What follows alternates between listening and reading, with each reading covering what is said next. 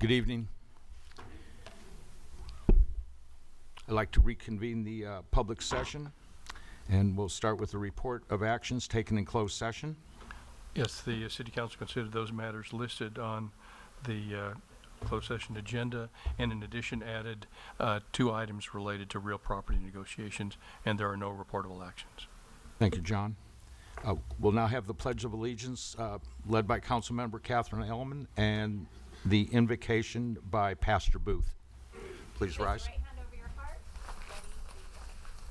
I pledge allegiance to the flag of the United States of America and to the republic for which it stands, one nation, under God, indivisible, with liberty and justice for all.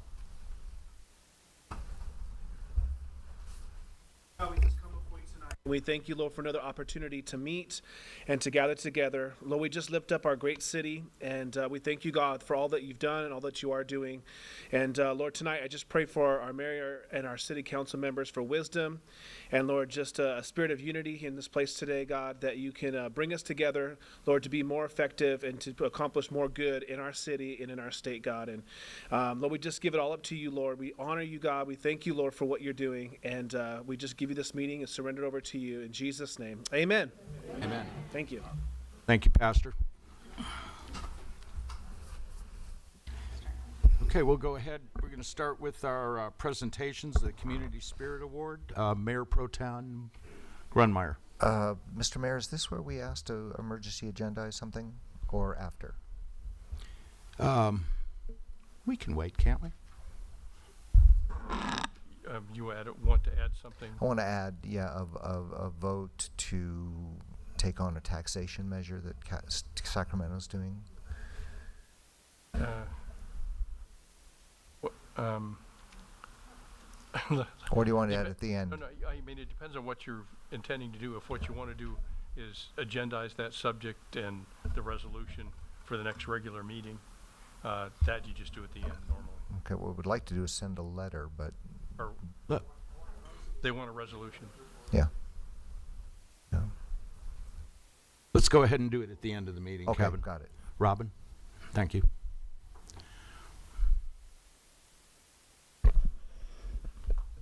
Good evening, ladies and gentlemen. It's my pleasure to present the Community Service Award and Spirit Award for this quarter. So, David, if you'll go ahead and come on up, please.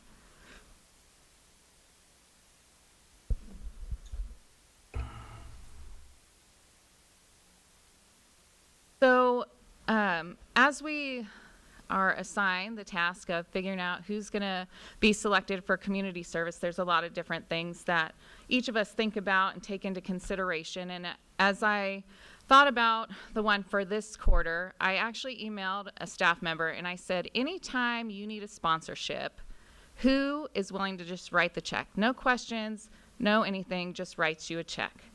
And Norco Armory was on the short list of those folks that anytime they're called by city staff to say, hey, can you sponsor something? Hey, can you help out with a city event?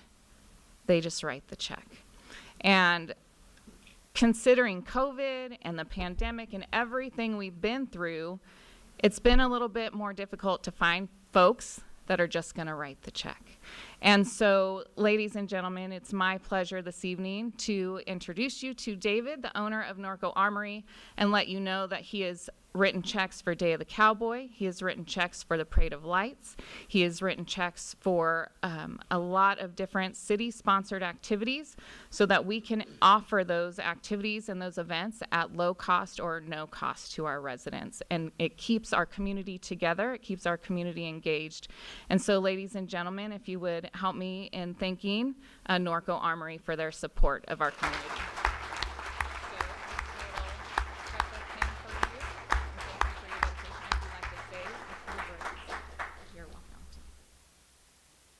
Good evening. My name is David Burwell. I own Norco Armory.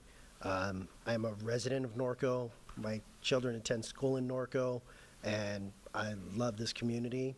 I moved here in 2009, and it's one of the best places to call home. And it's a small way to give back is writing a check. Retirement's coming soon, and volunteer hours will be following those checks. But right now, it's just the stroke of a pen. So thank you. Thank you Appreciate it. so much. Congratulations. And we'll take-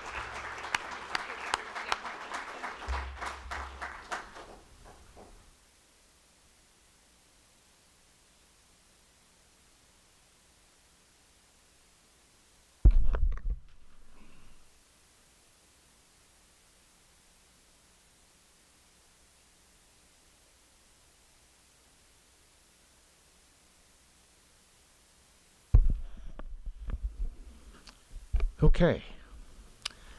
I'd like to call upon Pastor Fred Griffin from the Church of the Open Door, Michelle Sawyer from Extensions of Beauty.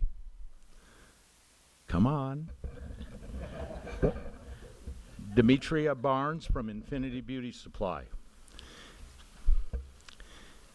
We're all here tonight to accept the Black History Proclamation, which I will present and read. Just please step over here.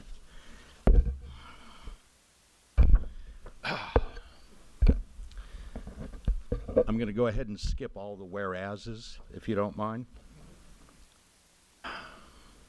In 1915, Dr. Carter G. Woodson, a Harvard-trained historian, founded the organization known today as the Association for the Study of African American Life and History, to research and promote achievements by Black Americans and other peoples of African descent.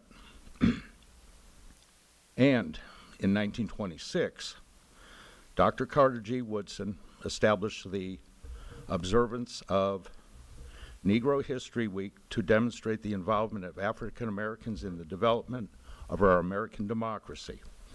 And in 1976, President Gerald Ford officially recognized Black History Month, calling upon the public to seize the opportunity to honor the too often neglected accomplishments of Black Americans in every area of the endeavor throughout our history.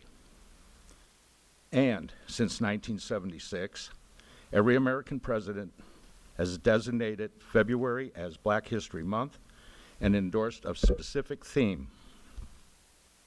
And the 2022 theme focuses on the importance of Black health and wellness, acknowledging the legacy of Black scholars and practitioners in Western and holistic medicine.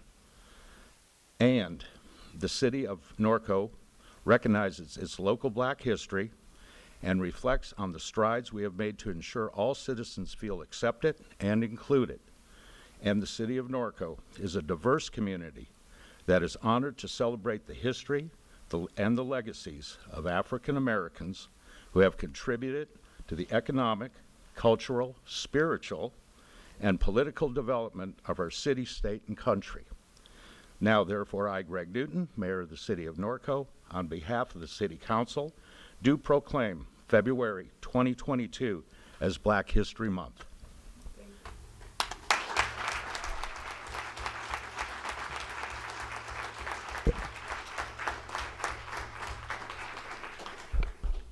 And I'd like to present each of you with the proclamation and ask you to please say a few words.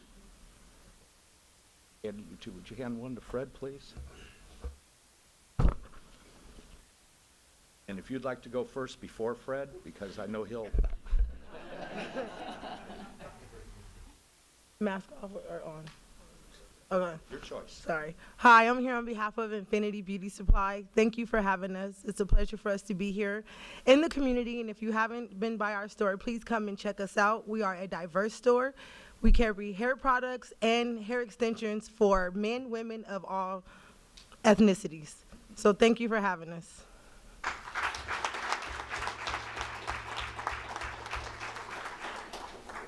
Hi, I'm Michelle Sawyer. I'm the owner of Extensions of Beauty. That's my husband back there with the camera. I started my business here in 2017. It was difficult, but it wasn't that difficult. I just want you guys to know, as a Black female, I don't feel like there's nothing that I can't do.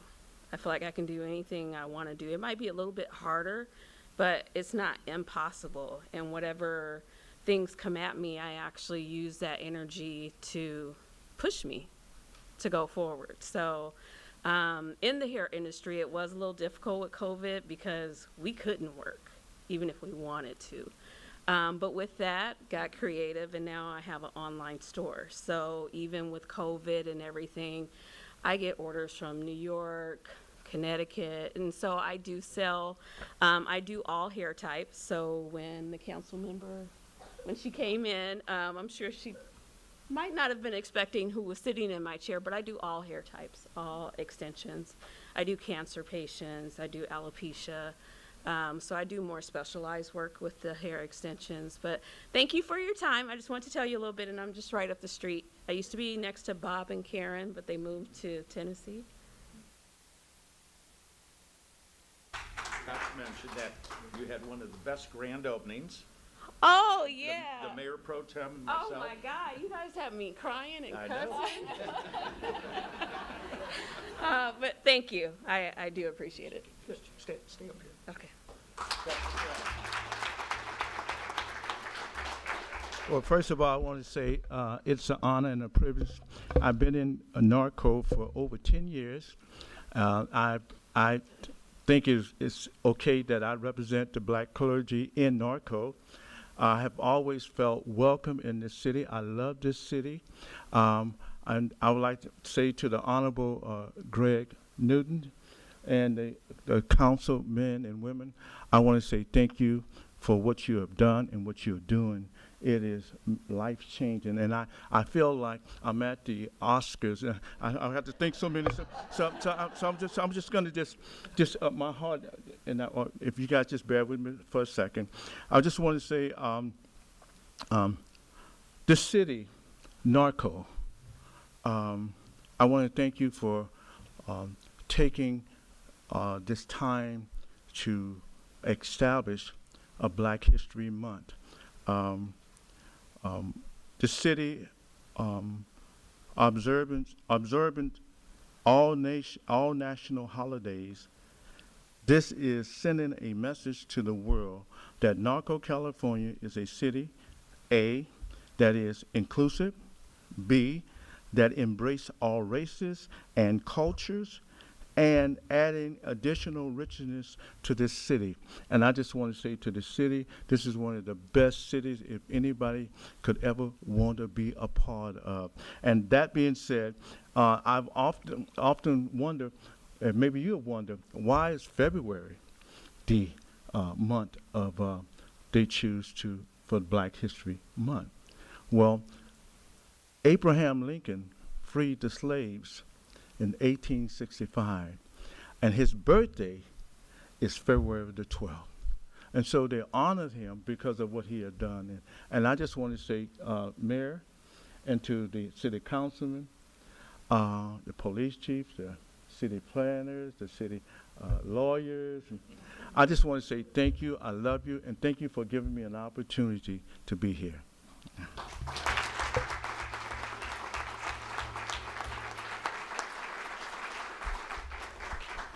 Would the rest of council like to step down and have a photograph, please?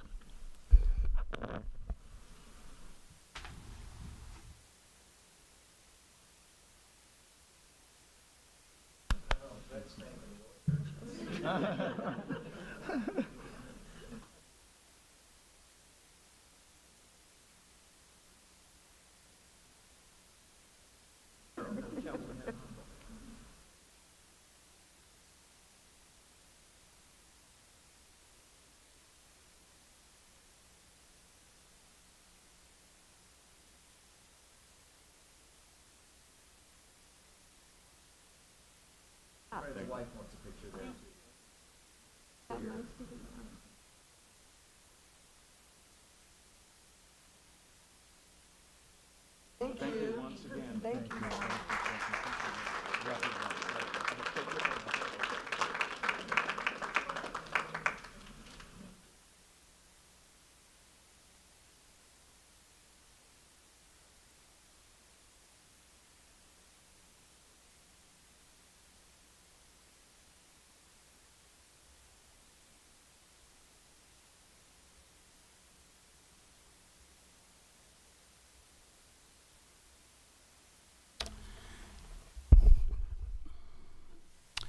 Okay, let's move ahead to city council reports on regional boards.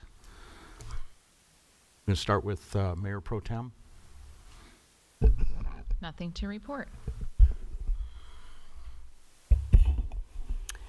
On February 14th, Valentine's Day, I got to sit in a Zoom for 3.5 hours. I am part of the Southern California SCAG, Association of Governments, Riverside County Housing Policy Leadership Academy, which was started this week. And I'm looking forward to really diving deep into housing policy and working with those who are working on the housing crisis in our region.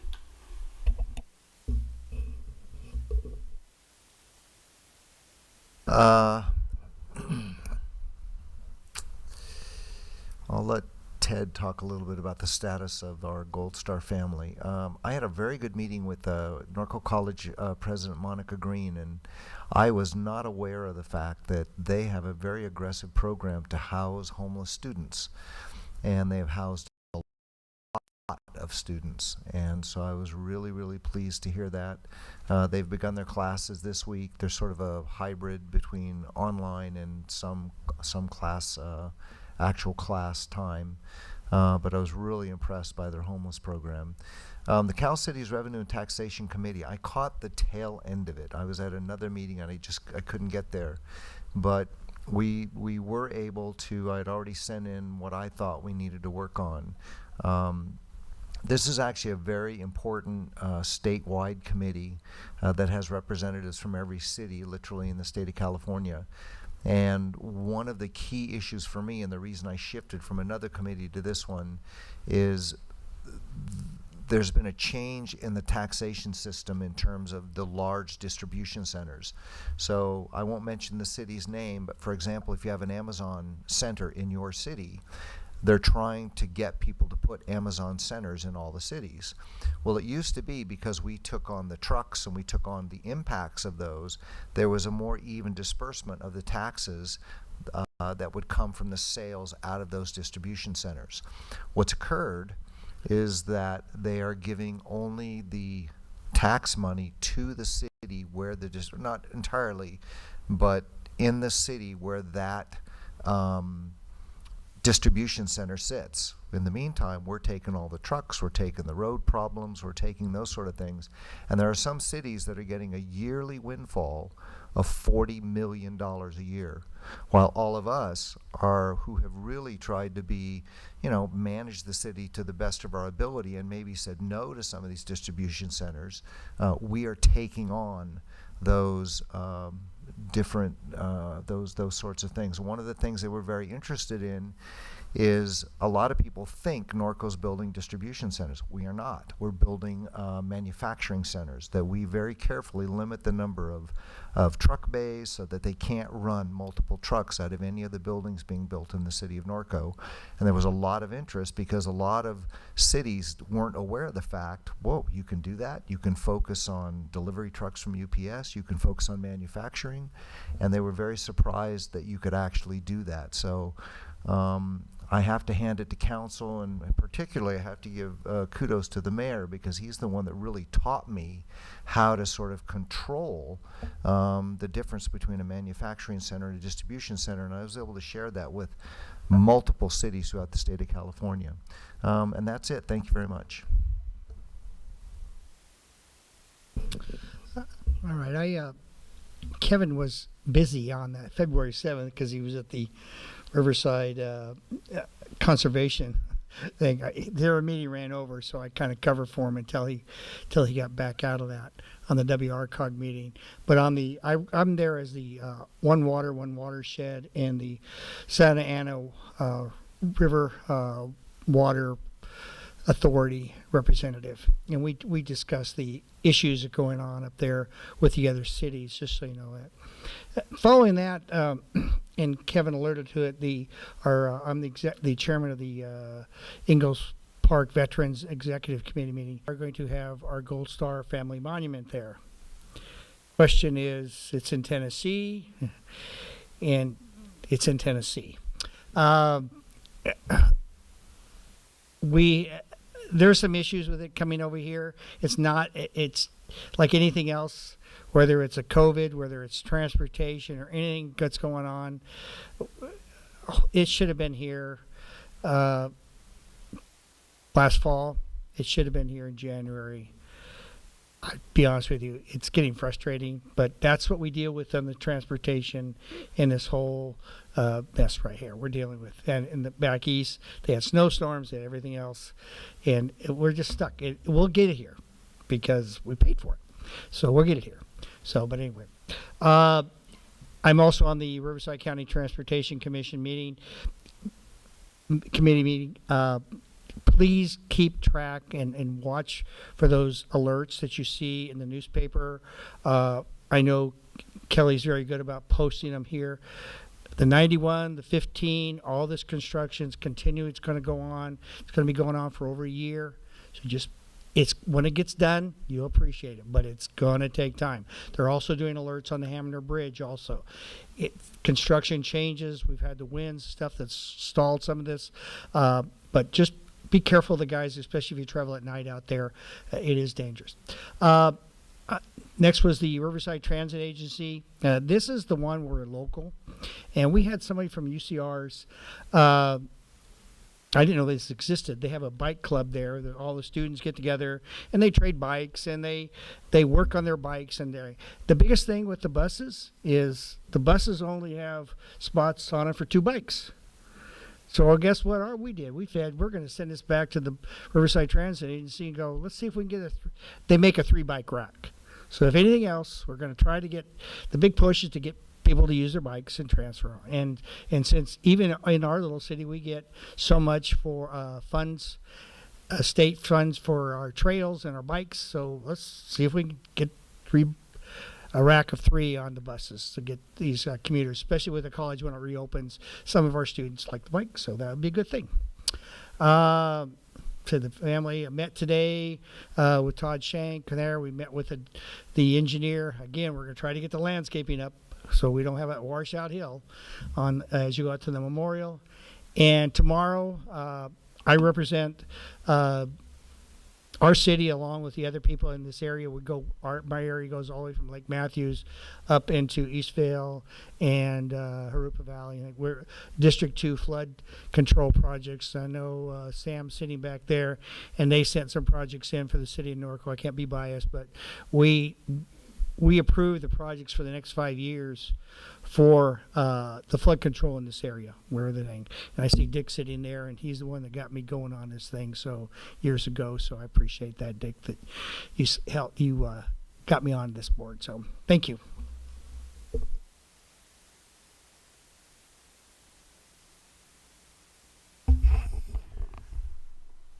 Well, last Thursday, I attended the special board of directors meeting for the Chino Basin Desalter Authority, and no dramatic action took place, so we're in pretty good shape over there.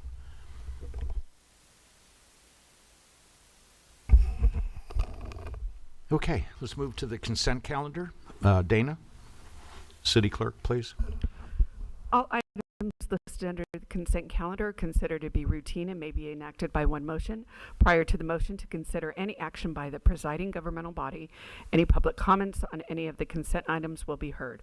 There will be no separate action unless members of the governmental body or the audience request specific items to be removed from the consent calendar. Items removed from the consent calendar will be separately considered under item 3 of the agenda. And I have no speaker cards, Mayor. Thank you. Does any council member wish to pull any items? 2G.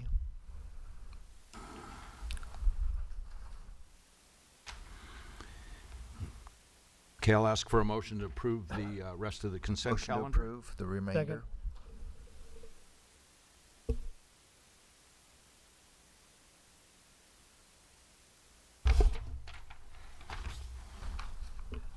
Councilmember Hoffman, Yes. Councilmember Bash, Yes. Councilmember Alleman, Yes. Mayor Pro Tem Grunmeyer, Yes. Mayor Newton, Yes.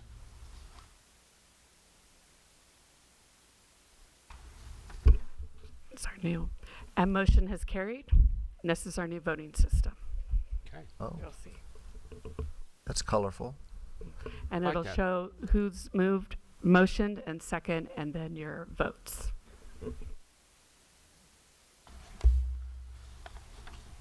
Okay, let's move into pulled items. Item 2G. So 2G, all I wanted to say is just thank you to everybody who put that together. As you recall, that was part of a huge project that was born out of incredible flooding. That was really a horrible situation. Just mud and debris was just pouring through Mount Shasta and those different areas. And this is sort of a county, this is years in the making. The Riverside County, City of Norco, I know everybody, Sam, everybody's been involved in this thing, and then to get an equestrian trail license agreement out of this is just phenomenal. So I just want to thank everybody that was involved in this. When were those floods? 2016. So this is something that's taken 4, 5, 6 years literally. And I mean, we've got storm drains in now. We were able to get houses built. I mean, this has been a really hard fought project, and I really want to thank staff for seeing this through. And that's all I have, Mr. Mayor. Would you like to make a motion? I make a motion to approve. And I'll second. If I can just comment real quick, Mr. Mayor, on it. Mhm. I just wanted to know this trail was a topic of discussion in December at our District 2 flood, and all the directors on there reiterated what you just said. Right. They appreciate the fact that the trail was included with the flood control project over the hill. So Chad, you and Sam did a good job on that along with the truck. Thank you. I mean, this became the #1 project in the entire county. So. Okay, we have a motion and a second. Councilmember Hoffman, Yes. Councilmember Alleman, Yes. Mayor Pro Tem Gridmeyer, Yes. Councilmember Bash, Yes. Mayor Newton. Yes. Motion passes unanimous. Thank you. Okay. Moving to public comments. Dana? I'll give you a minute. I don't want to rush you through that. Okay, sorry.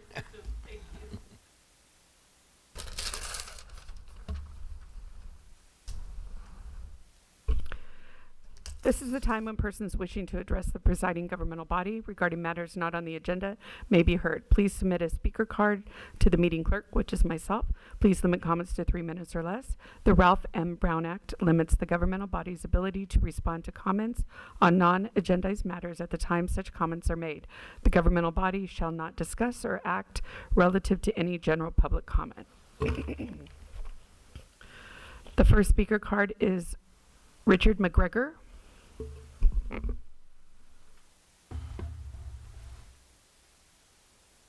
Good evening. Good evening. My name's Richard McGregor, 3541 Pedley Avenue, Norco. I've lived in Norco since 1974.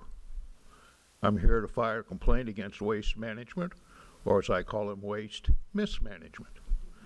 I'll tell you my little story quickly. In late August, I moved all 3 of my bins out onto the street on Sunday evening, and Monday evening went to retrieve them. The landfill bin for El Sobrante had the lid ripped off during the handling process by the mechanized vehicle. Nothing was done, no comment, but I used it from then on that way. And let's fast forward to January the 16th, 2022, took all 3 trash out. They were picked up, and this time the trash company took the bin. The next day, I called their 800 number and requested a replacement. Talked to a woman, gave her my zip code. She said it would be delivered the following Monday. Monday the 24th, no bin.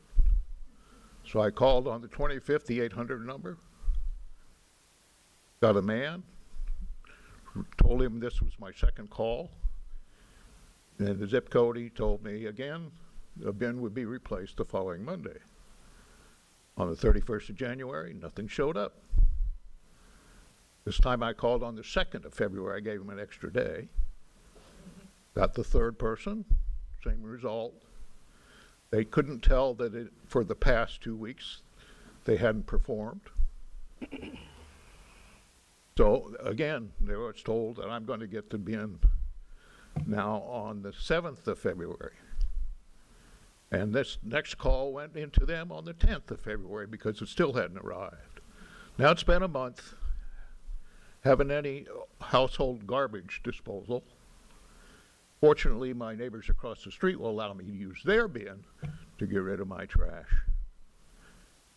Okay, on the course, nothing showed up on the 14th, the last day. So on the 15th, I called the city, got through to the correct person.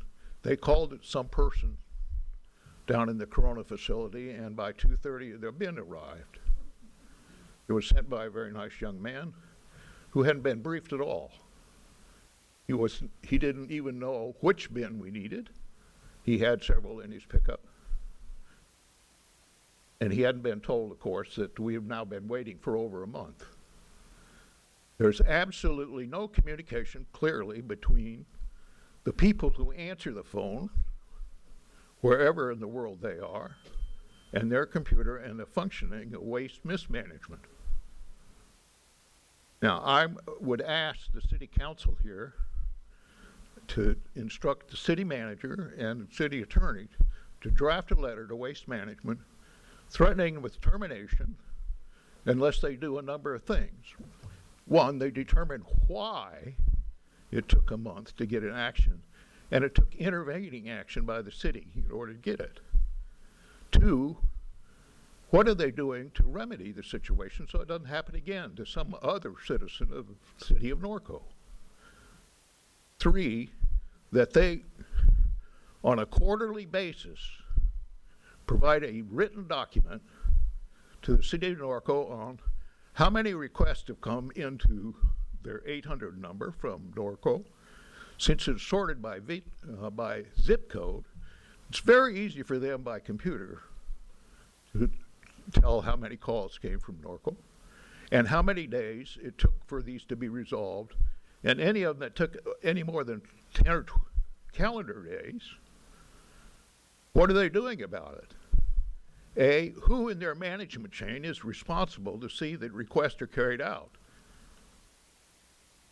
And if it takes a personal call to someone in Corona facility to get it, why don't we publish his number in the water bill so we can contract direct without going through some remote call center, probably in another corner of the world?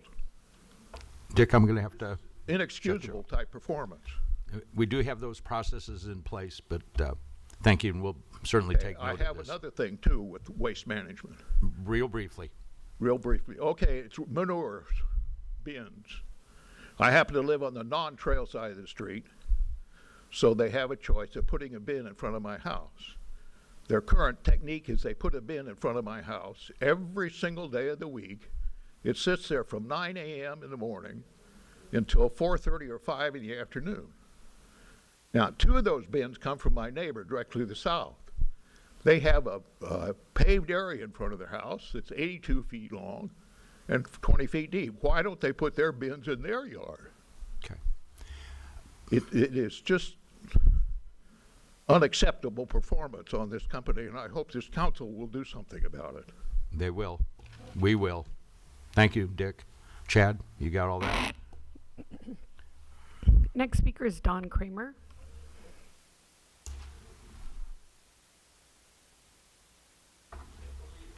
What? Hi, Don. Did I say dog? Kathy said I had to do this in correct English and everything. Okay. So, 3 minutes. okay. Good morning, Mr. Mayor and City Council. As a member of the Veterans Committee, Larry Eckhoff and I have noted while providing veteran bricks, selling the sale of bricks, that people were not aware of anything about the memorial at location of the Norcodians as well as visitors. Larry and I have come up with an idea that involves our red, white, and blue lane stripes on 6th Street. We'd like to see them extended from California to Crestview, turn right on Crestview, and up into Memorial Way. And if we could possibly see about getting these stripes done by the approval of the City Council and Public Works by May 30th for Memorial Day. Thank you. Thank you. Good idea.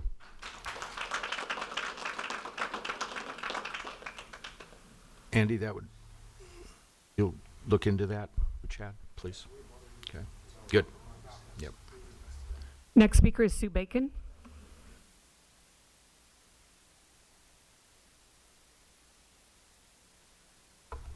Hi, Sue. Hello. Hello, Council. Black History Month. I applaud Norco's recognizing Black History Month. It's important and it matters.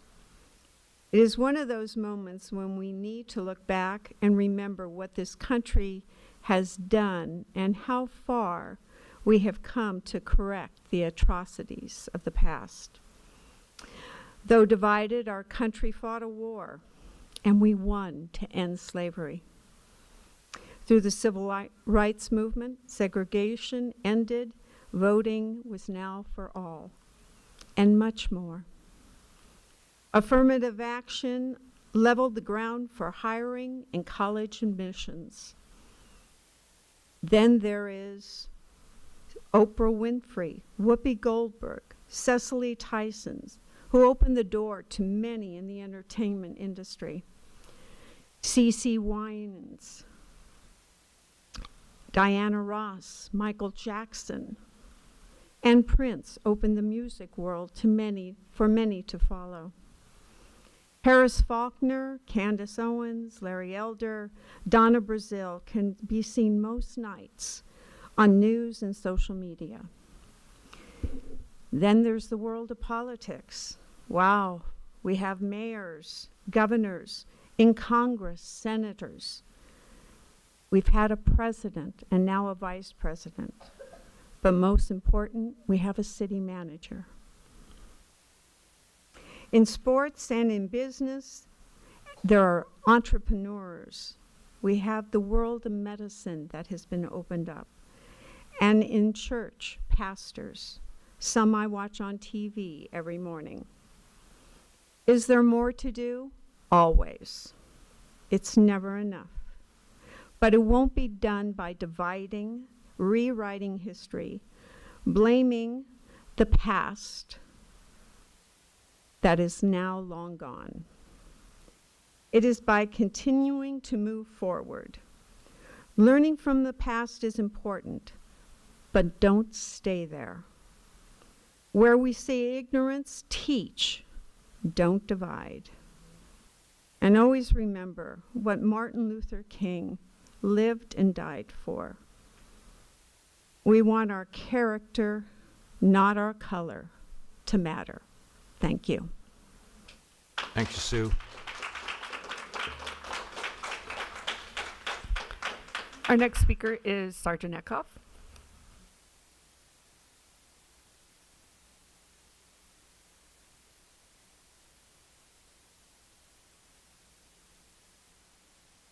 Larry? Mayor, council, staff, and especially the people behind me, and that's what they're looking at, so you know what they're looking at. I want to combine two things here. For a long time, we had a not so great website.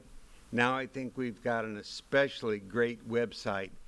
And I wanted to thank somebody. I'm sure it was an effort by a lot of different people, but it is great. It is wonderful. Now to the part that I'm more interested in, and I went over it word by word, and it's great too, is buying bricks, which I'm kind of into. It is perfect. It is easy to go to. So I'm just asking the people behind me, if you have anybody that's a veteran, don't need to live in Norco, anywhere in the world actually, that was a veteran for the United States or active duty, you can buy them a brick. And it's so easy, just put in Norco Memorial Brick and you'll get all the information you want to be able to buy a brick. Thank you very much. Thank you, Larry. The next speaker is Jeff Cahan.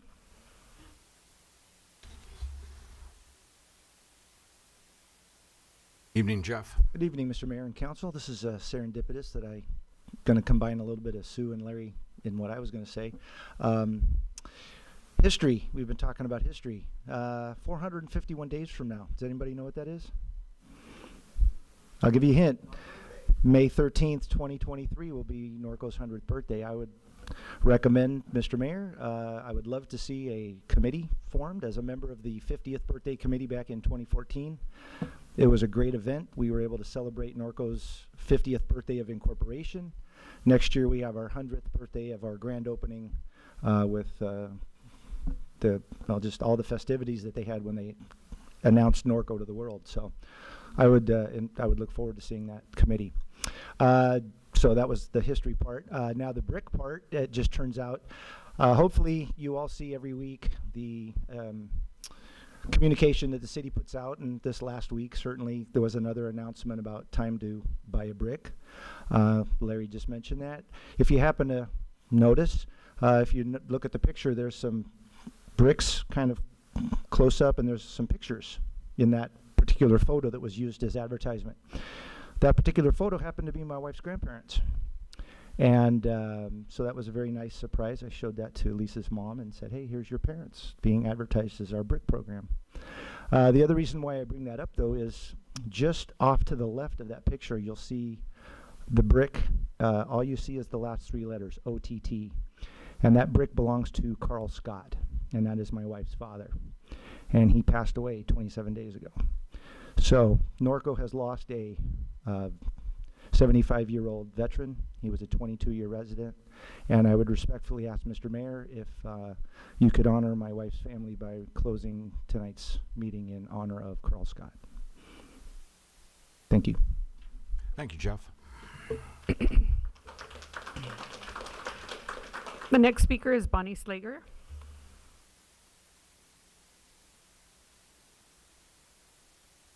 Hi, Bonnie.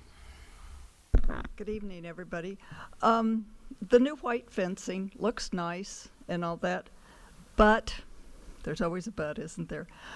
When I was riding Sunday morning, I noticed people taking their trash cans out, and so many places the fencing is so close to the street that the only place they have to put their trash cans is in the street. And the way some people drive, then the trash cans get knocked over, and so I guess we can't really do anything about the new fencing that's already been put in, but in the future, they need to move the fencing back enough so between the pavement and the fencing is enough place for people to put their trash cans. Seems simple, and maybe even a few trees. Thanks. Thank you. No further speaker cards, Mayor. Thank you, Dana. Okay, let's move into discussion and action items. City Clerk. Yes, order and presentation for discussion items. Staff report presentation, council questions of staff, public comment, council discussion and action, and that's it. Okay, item 5A, this is a recommendation by the Parks and Rec Commission for placement of a backstop at Wayne Macon Field number 3 in honor of Lou Rivera. Good evening. Good evening, Mayor and Council. So yes, the purpose of this discussion and action item is to bring forth the recommendation by the Parks and Recreation Commission for placement of a backstop at Field 3 of the Wayne Macon Sports Complex in honor of current Norco resident Lou Rivera. Mr. Rivera has mentored and developed the skills of Norco youth since the 1990s. Mr. Rivera's family, friends, and neighbors know he understands the value of building community and making a positive impact on the lives of others, and he has done so by sharing his love and knowledge of baseball with Norco youth.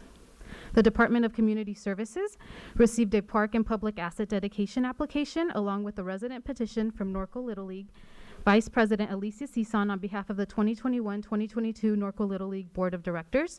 The organization is requesting the placement of a backstop on Field 3 in honor of Coach Lou Rivera.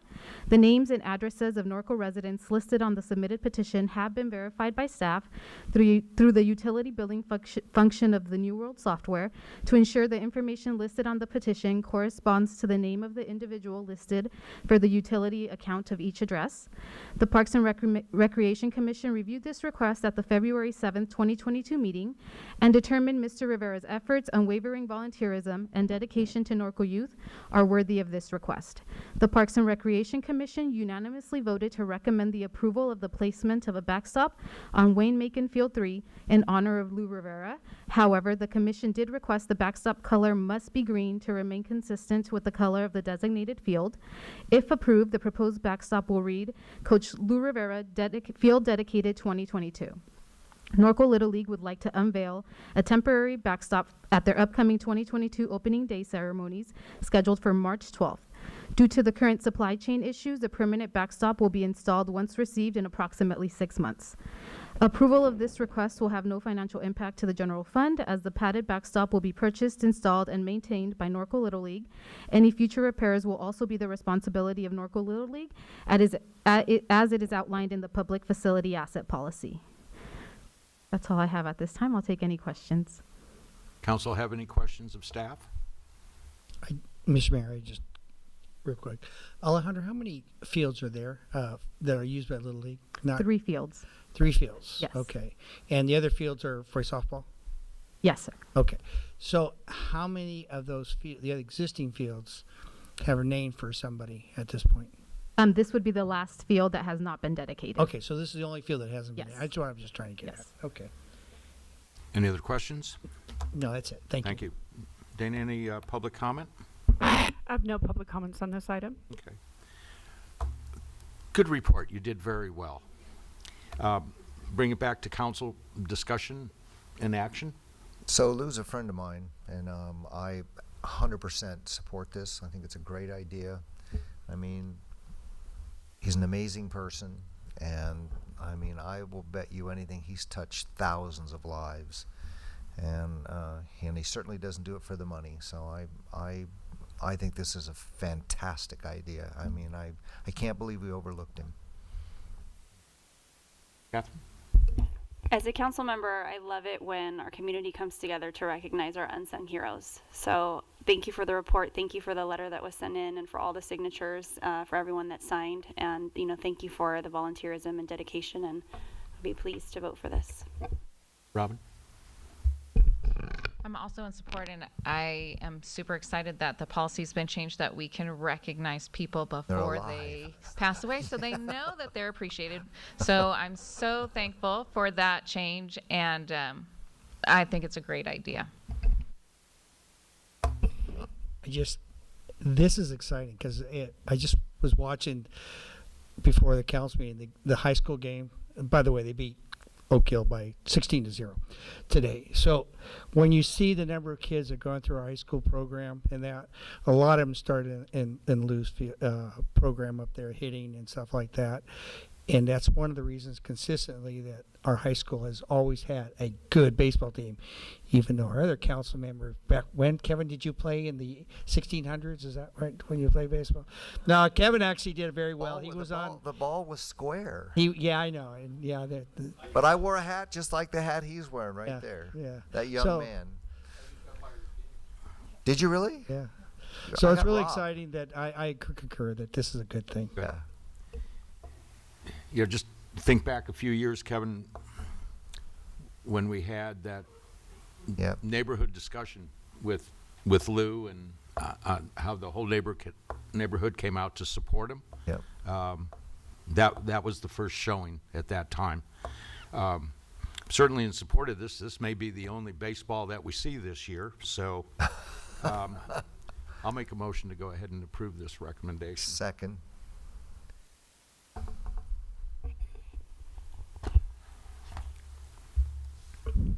Let's go with Councilmember Hoffman. Yes.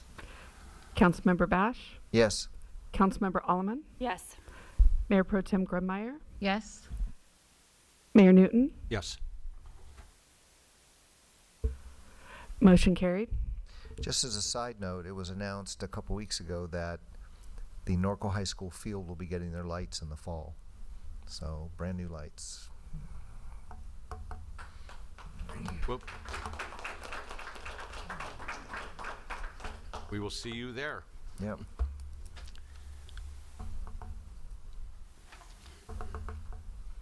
Okay, Appointments to Parks and Rec Commission and Economic Development Advisory Council for unscheduled vacancies.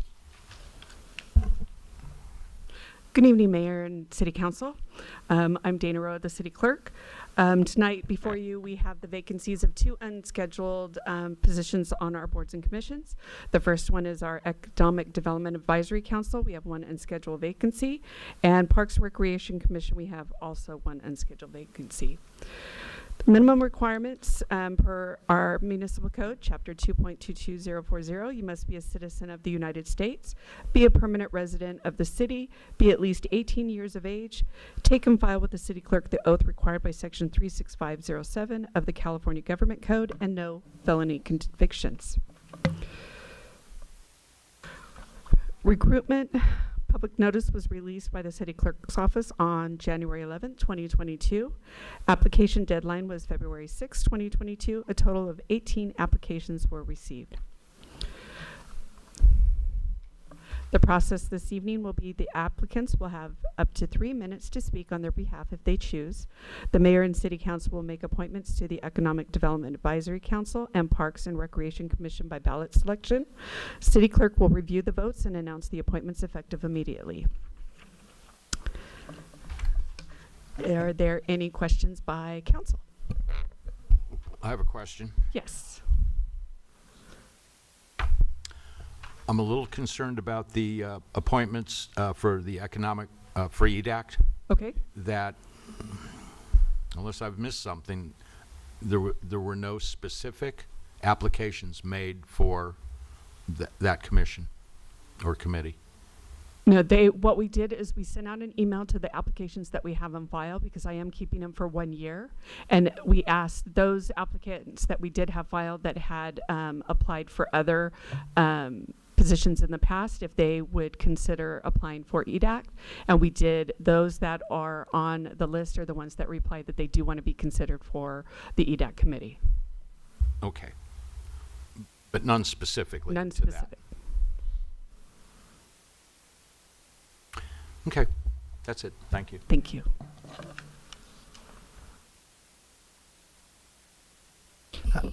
I don't have a question of staff. And we're going to look at this under 5C, the economic development thing.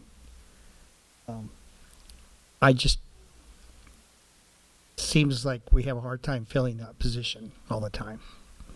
And I know that Dana and the staff have worked real hard, reached out to them, but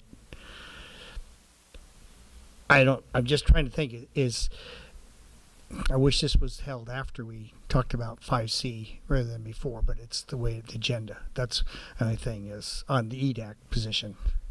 Well, with the way the positions are, we have to vote and apply somebody to that position because it was already in place prior to. We wouldn't be able to make a change tonight. It would have to come at a later city council meeting and to be done by resolution to make any changes to the EDAC. Okay. All right. Thank you, Dana. No, and I understand what Ted's saying, that because in what we'll be talking about next in our strategic plan, one of the main goals under economic development is to relook at this commission or this committee. And tonight you would be, you can decide to reject all applications that have been received and put that on hold for the time being, and then look at the changes. Because if you feel there's nobody who is, that can fill that position, you would put those on hold and ask for a new recruitment, or you would put the changes on hold now, and you would have to bring back a new item to review EDAC and to make any changes by resolution or ordinance.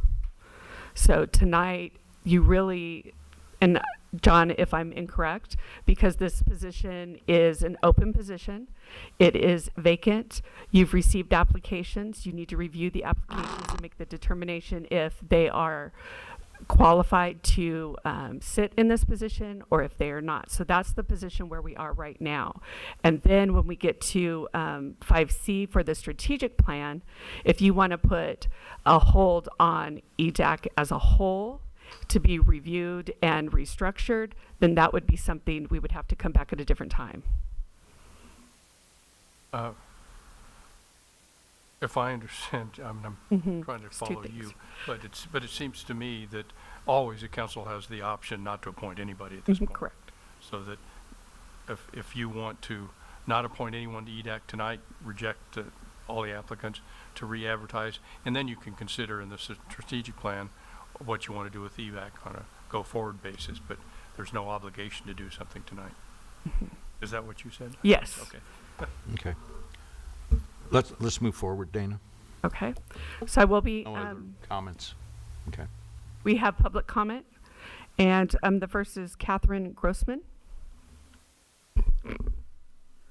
Good evening. Hi How are there. you? Hi, Mr. Mayor. Hello, council, and everyone else. My name is Catherine Grossman. I think I applied for both positions, but I think that was by accident. I was interested in the Parks and Rec position. I made myself some notes, so I'm going to read those, okay? I'll tell you a little bit about myself. I grew up in the historic town of Sonoma, up north. That's where our bear flag was raised. I was in 4-H. I was in FFA. I rode my horse all over town, and that's something that attracted me to this town, because I can ride my horse all over this town, too. I met my husband Mike here, and we were married at Hidden Valley. We were the first wedding over there. That was 25 years ago next month.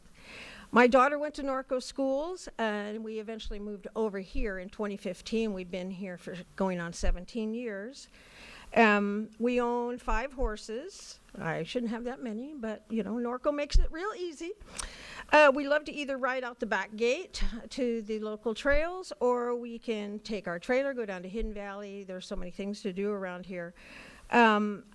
I love being able to ride my horse all over town and tie up in front of a business. I don't think there's anything like this place on earth. As for my career, I'm a retired state employee. My career included being a licensed psychiatric technician. I worked with developmentally disabled persons. I was also a medical transcriber, and then I was also an executive secretary. While I worked with the assistant to the executive director at Lanterman Developmental Center in Pomona, I helped plan many center events. I was secretary to the medical director there also. I also volunteered with the therapeutic riding program. I retired in 2014 from California School for the Deaf. And you know those 4 kids that went to the Super Bowl? I knew them when they were this small. It was so exciting. For my community service included being president and board member of several local riding clubs. As the chair of the Junior Ambassador Program in ETI, which is the Equestrian Trails Incorporated, I planned quarterly dinners. I took care of the Junior Ambassador competitions. I'm currently active in the Saddle Sore Riders Club as a chairperson. Besides riding, my hobbies include acting. As for Norco Parks and Rec, I would love to be part of this commission because I have a daughter that grew up in this town. She went to school with his daughter. That doesn't matter for this thing, though, but I just wanted to say that. I'm very interested in all the opportunities for Norco citizens and visitors to enjoy our parks, open spaces, and recreational opportunities because of my work with elementary children and disabled persons. For the future, I've noticed that many people have chosen to move out of California for many reasons. I don't plan to be one of them. I plan to live here for the rest of my life. Thank you. Thank you. Next speaker is Julie Langlis.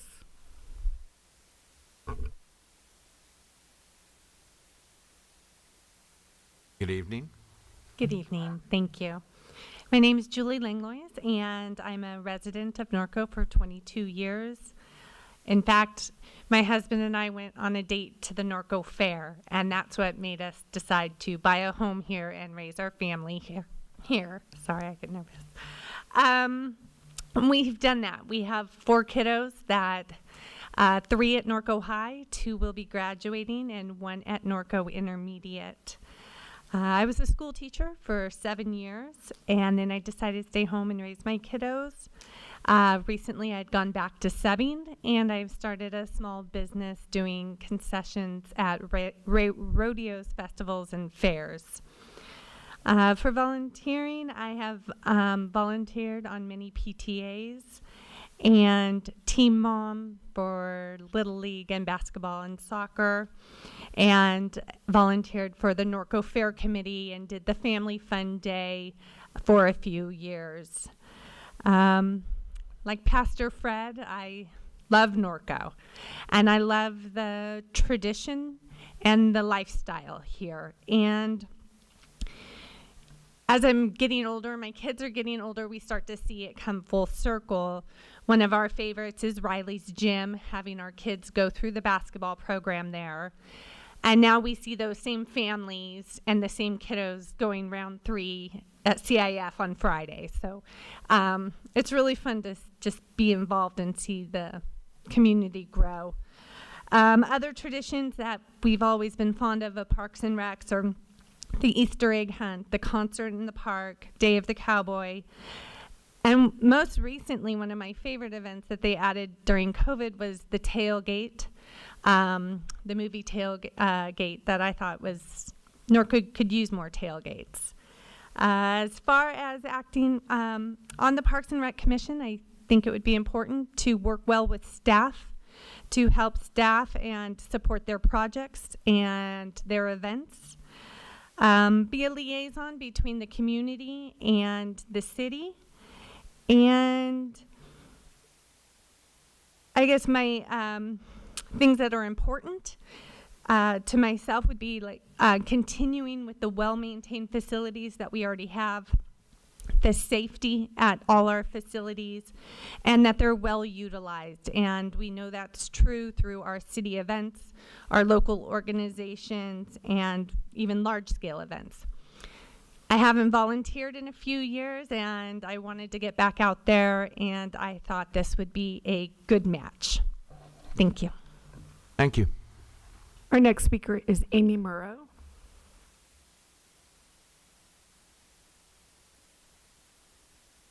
Hi, Amy. Hello. So I think Julie and I are almost sisters because we have a lot of similarities. We've actually known each other for a lot of years too. So my name's Amy Murrow, and I've lived in Norco for 16 years. I've taught in our school district for 26 years. I taught 13 years at Riverview Elementary, and then I've been at the last 13 years at Vandermolen, so I've been around for a long time. Have 2 boys. They were born at Corona Regional and raised here, because what better place to raise children when you love horses. So I have a 7th grader at Norco Intermediate and a 10th grader at Norco High School. They went through Highland. I volunteered. I've been a pitch counter and scorekeeper for Norco Little League, so I learned a lot with that. I got to coach basketball at Riley's Gym because they always need people doing that. That was a learning experience, but the boys wanted to do it, so there I was. And I've also volunteered with their Boy Scout troops, and currently I'm on the 100-mile committee at my school, but I've been on lots of different committees over the years.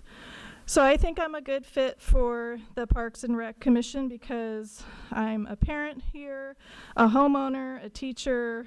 I have 2 horses. I've ridden here for over 25 years. Used to trailer down here from Altaloma even before I lived here. And I think I can see issues from different points of views and perspectives. I'm looking forward to serving my town. I love this town. My friends moved out here in the 1970s. I lived on Roundup Road, and since I was 6 years old, that was my dream, and I'm here, and I'm really happy to be here. So I'm hoping in whatever capacity I can serve that I can be useful and contribute. Thank you. Thank you. The last speaker card is Jeff Cahan.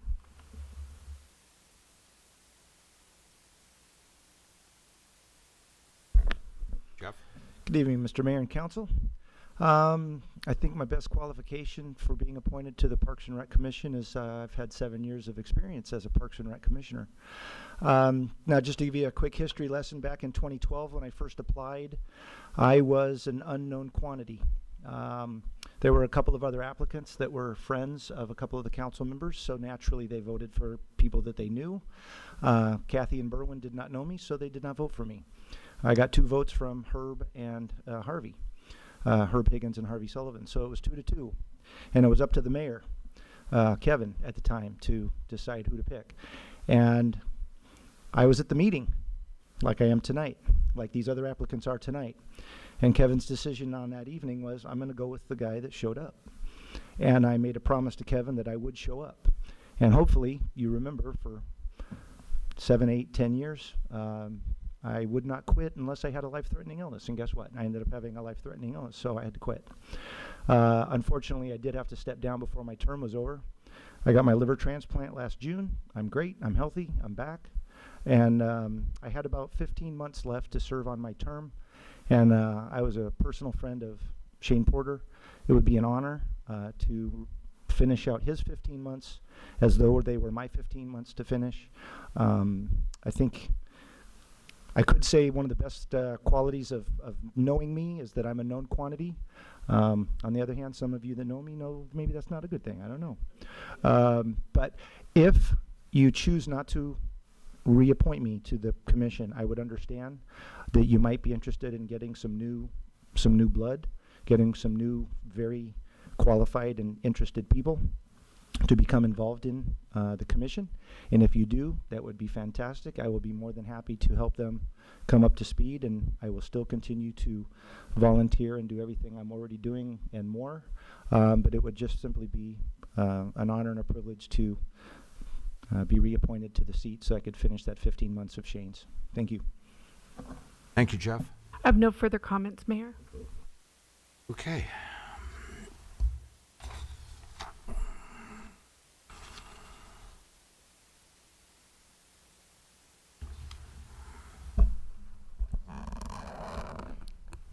May I say something, Mr. Mayor?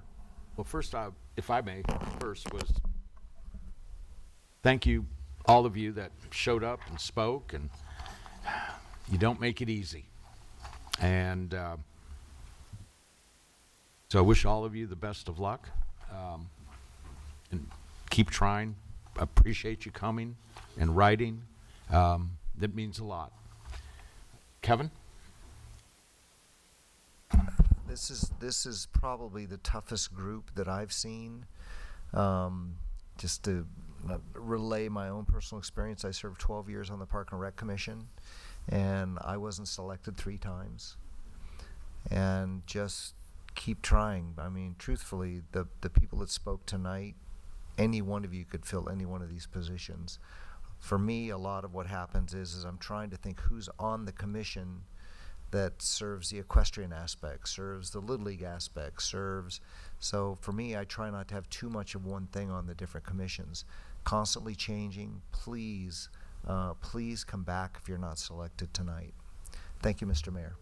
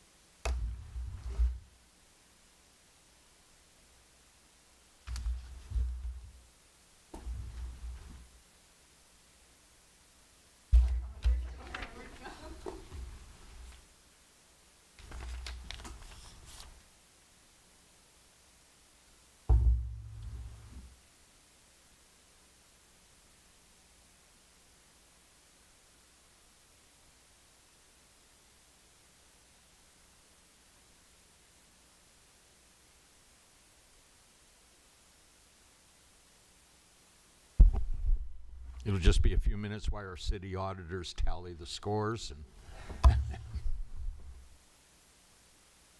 And once again, thank you all very much.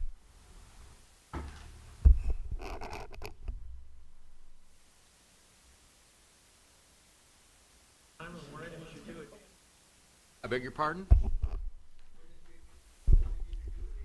I agree.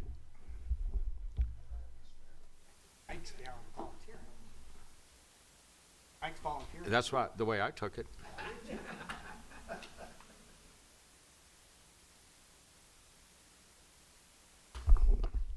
Mike, you're a commissioner.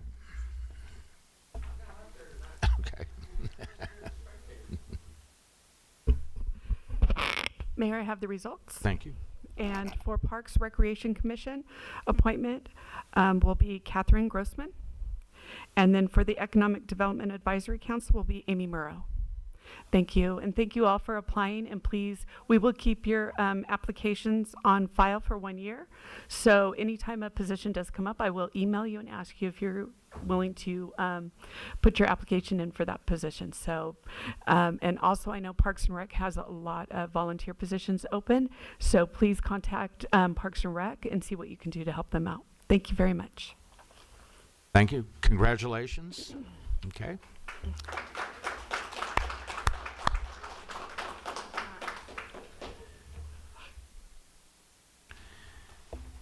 Okay. Item 5C, adoption of the 2022 strategic plan.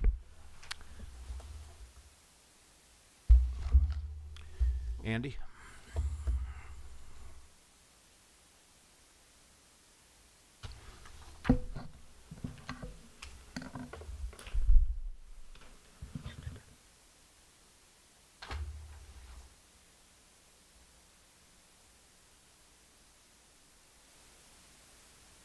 So this is a discussion regarding the adoption of our 2022 strategic plan. Just a quick background on this. As you know, last year we provided a final report on the 2016 strategic plan.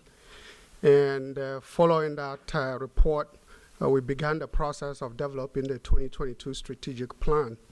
That process led to a community workshop we had back in October of last year.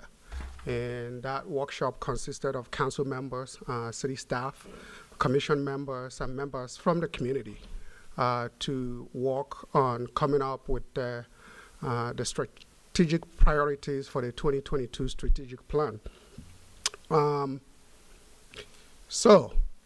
This is what happened with respect to the, by the way, let me just step back a little bit. This plan that we're discussing with you tonight has gone to all the city commissions and advisory councils and have recommended approval of the strategic plan with some comments. Those comments are noted in your staff report. Tonight we will be asking for the city council, after review of this strategic plan, to approve the strategic plan for 2022 to 2026.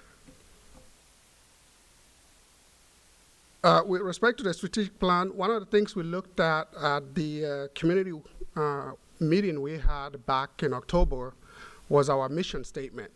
A mission statement is a statement about who we are, what our core values are, and over time that does not change. So we did not make any changes to the mission statement during that workshop we held back in October. The vision statement, on the other hand, is about our future aspirations. It intends to provide direction, to motivate staff about what we want to see our community look like. And we did make some tweak to this vision statement at the community workshop.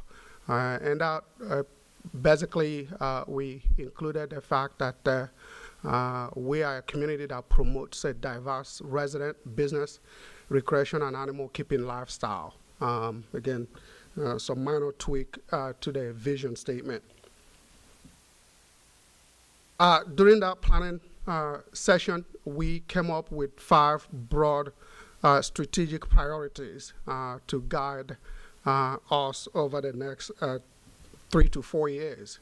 And the 5 priorities consisted of infrastructure and asset management. As you know, when we did the last strategic plan, our focus with respect to infrastructure is to find funding to do infrastructure, to replace and improve our infrastructure. Now that we have completed that process was successful. We, through the passage of Measure R, our focus now has shifted to talking about being able to replace our infrastructure in a timely manner. And we'll be talking about some of the action plans that we'll have in place to make sure that that is done. Human capital is another strategic direction that we all agreed to. That's community workshop. This is about the city's workforce, building a sustainable workforce to meet the needs of all of our stakeholders.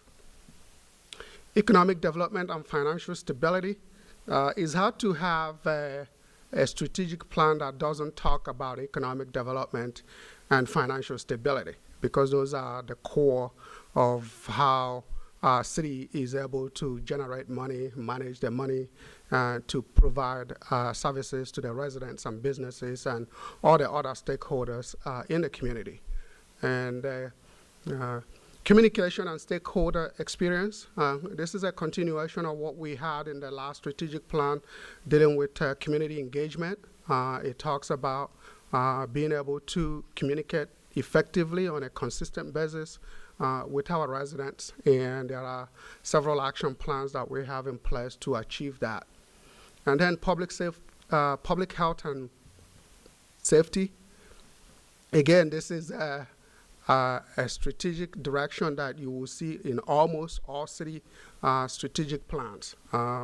The primary reason, one of the primary reasons that city governments or cities exist is to protect public safety, ensure public safety in the community.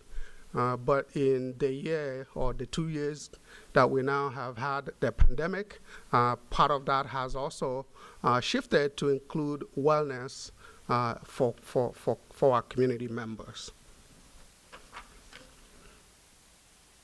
In trying to develop action plans for the strategic priorities that have been identified, we look for characteristics, features that those plans have to meet in order for them to be strategic. And specifically, this is what we call SMART goals. Those plans have to be specific. They have to be well defined. One of the things we've been doing since that community workshop is took back all the notes that were developed during the strategic community workshop and put them into SMART goals, make them a little bit, refine them to make them specific, make them measurable, and make sure that they are achievable and relevant also. And finally, strategic plans in action guiding those have to be also timed. And that is why the document you have tonight, we have a time for each one of the items that are listed as action plans or sub-action plans. So infrastructure, again, our goal is to ensure timely preservation, replacement, improvement, and acquisition of infrastructure and other capital assets. How do we do that? That's some guidelines or action plans that we have in place. With the passage of Measure R and the formation of the Citizens Oversight Committee, which has primary responsibility for prioritizing our decision-making, how we select infrastructure and or other assets to be replaced. That is something that we know we've been doing it, but we don't actually have a policy that sets guidelines in how we prioritize asset replacement or infrastructure replacement.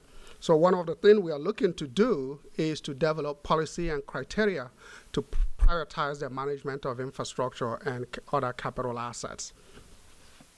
For example, if you are talking about replacing assets, there are certain factors that come into play.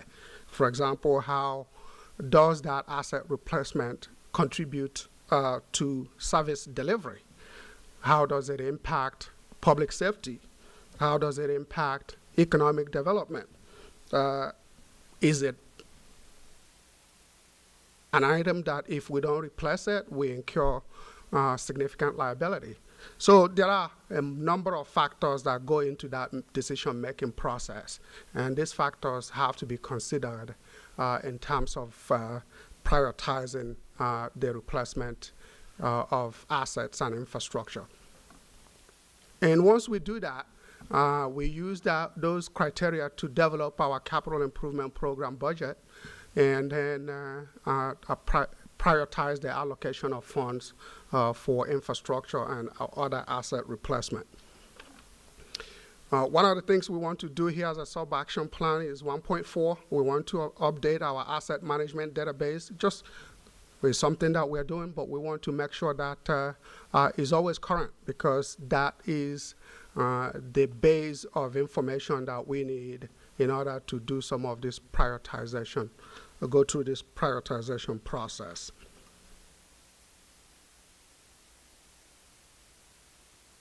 There are some other items that we have added here with respect to our asset replacement, and that is developing records management plan. We want to make sure that we have a good record retention schedule, and in order to properly store our permanent records and be able to expand those online to our residents and other stakeholders.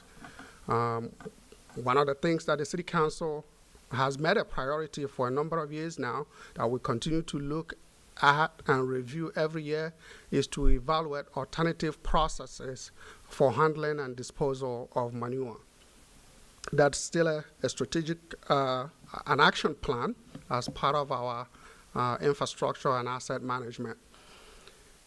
And item number 4, we are talking about information technology assessment and strategic plan.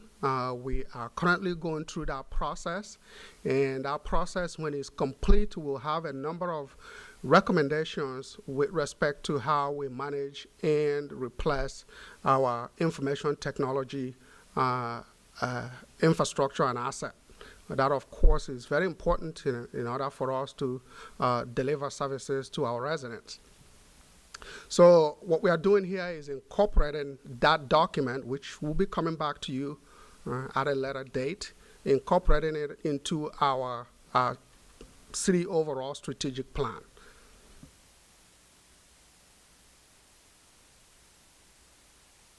I'll be glad to take questions as we go, or you wait and take questions at the end.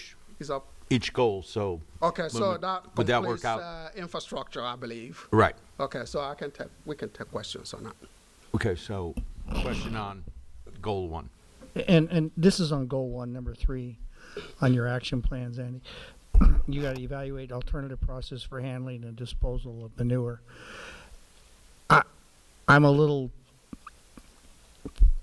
take issue with the fact of waiting till 2026 on your plan. We'll be going through here in 2024 with a new contract for waste management, and I think this kind of a plan should be done, and our process should be handled even before we get in negotiation with that. I would like to see that moved up a whole lot sooner than later on that. 2026 is, well, whoever we hire is already going to be too late. We need to, that's why I'm saying, I'm thinking that is one area that, because of what we've done currently with the way we're handling the manure handling now with the ranches and that the self-hauling, that we need to come up with a better plan rather than waiting until 2026. So the reason 2026 is chosen is that is the length of the strategic plan. This strategic plan.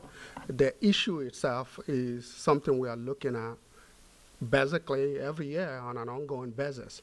So we are saying in the worst case scenario, we should get this done by the end of this planning session, right? It does not mean that we are waiting until 2026 to look at this issue. Looking at this issue is, we've been doing it actually over the past several years. We are going to continue to do it, look at it, evaluate that until that objective is accomplished. That's really what this is talking about. I appreciate that. I just wish we'd push that to a higher priority, because that way, like anything else, it gets pushed back because it's not on the priority list. That's why I'm asking to see that become up to as a higher priority for completion. because of the fact that we are going to have to go through negotiations soon for another on a waste contract. That's the only thing. Thank you. Sure. Again, I want to comment the completion of this item, as I have said, we've gone through a number of steps to look at this. The ultimate completion of it depends on available technology. Technology being available that makes economic sense as well to address this. But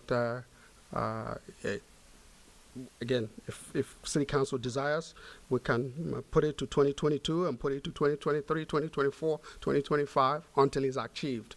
That is really, as I said, that's what this is doing. Is a priority now, and it has been something that we've been looking at over the last several years. Any more questions on? I was going to say, I concur with Ted on this, that obviously for years we've been meeting on our subcommittee and with this situation, understanding that, you know, there's a lot of technology involved with this, but I think we're at the point, and we heard some of it tonight, not only the technology, but we're going to have to find somebody that, as a company, that can deliver it and help us reach this goal. And I've said it every year, the partner that we have right today is not the partner we need to have to move forward.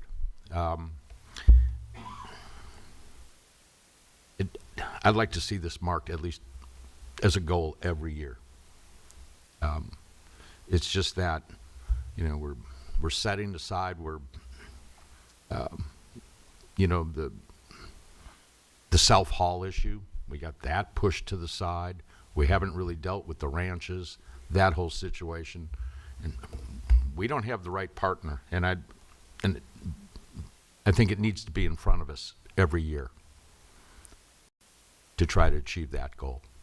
Sure, we can provide formal report on progress on this every year.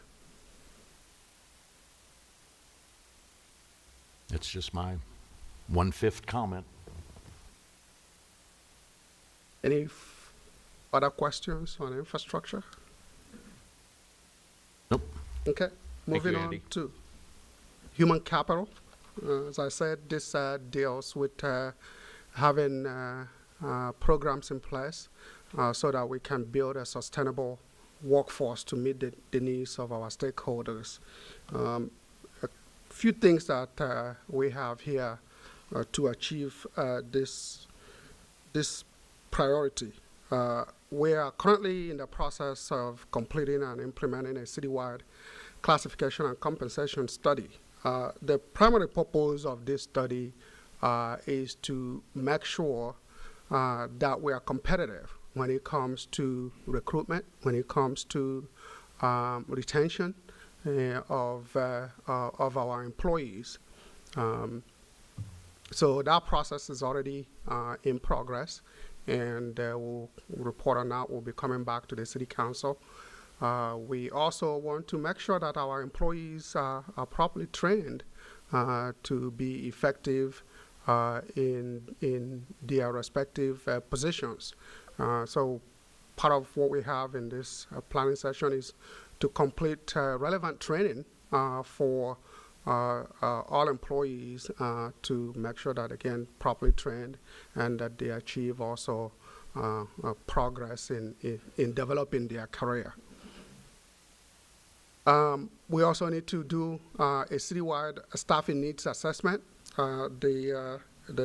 What we're trying to achieve here is to make sure that every division in the city, every department in the city are properly staffed so that the human resources that is needed to achieve the requirements in that division or department is properly placed. Any questions on human capital? No? All right, thank you. Okay, so we move on to economic development and financial stability. Again, we are talking about here is making sure that we maintain the financial stability we have achieved, and we have continued to diversify our revenue sources, and continue to manage our finances in a prudent way. In terms of action plans that we have for that, economic development, in order to properly expand our efforts, there are several action plans that we have listed there. One of them I talk quickly here is, for example, quantifying the current breakdown of business categories and evaluate opportunities to improve or strengthen existing categories. If you look at Norco economy, there are some sectors that we are strong in. For example, we are very strong in autos and transportation. That's a big revenue generator there. Okay, we have become actually competitive restaurants and relatively speaking. But there are areas that we are not as competitive, such as general retail. I'm not suggesting that there is something we can do right away to get that situation changed. We have become very strong in terms of revenues generated from gas stations. We have plenty of them here in the city of Norco. What we are talking about here is being able to take a look at all this breakdown and prioritize where we can improve or continue to leverage our strength.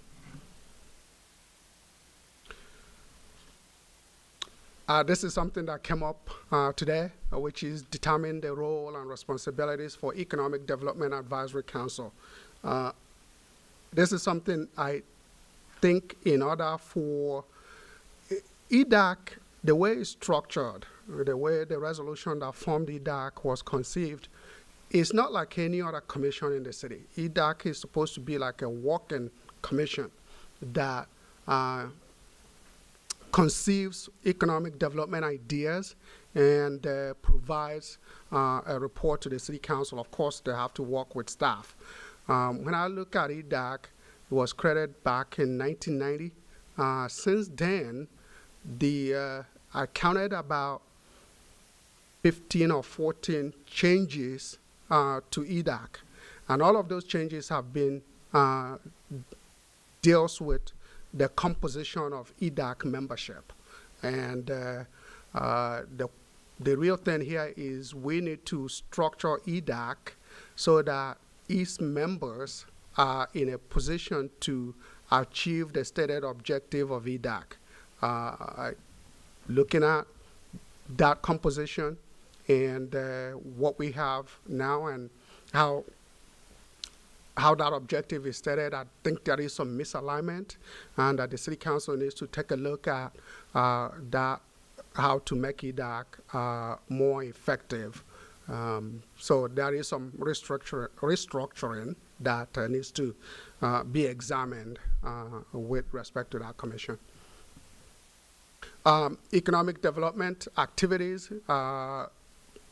whether we need to have in-house staff conducting that function, or whether we need to contract it out. I think that's another thing we need to take a look at. But before we can determine which direction to go, I think it's important we take a step back and look at potential economic development in the city. What areas, what land do we have even available for development? What can we put in those locations? And that is going to help us answer the question about how we need to staff that function.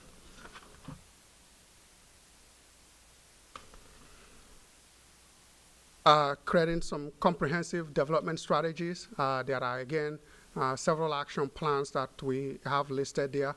I like to point to 2.1 as an example, conducting a master plan study for the parcels along Hamner Avenue between 6th Street and Detroit Street. That is an area that holds a lot of economic opportunity for the city of Norco. I think there's a substantial amount of land left in that area. I think it needs to be master planned, and that is what that is talking about. There are several other sub-action plans. I won't go into detail with all of them. Implementing strategies for effective revenue management and expenditure control. We are talking about making sure that our fee schedules are up to date, that we are timely conducting rate studies to make sure that the rates are aligned with costs, and developing a comprehensive policy regarding our general fund reserves. Now that we've built a good amount of general fund reserves, we need to create policies that talks about when to use general fund reserves and for what purposes. There are some other things in there that I think we need to take a look at. I don't know if this is where I talk about the fact we need to take a look at our cost recovery to make sure that whatever policy, then develop a policy that talks about cost recovery when it comes to city facilities. What percentage of cost do we want to recover? And that kind of drives how we set our fees. Part of economic development is making sure that our general plan elements are current, and almost all of them, in fact all of them except the housing element, which was recently approved, are out of date. We have a plan here to make sure that all those plans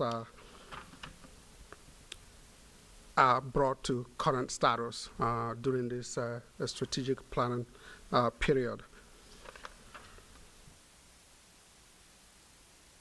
Any questions on economic development and financial stability?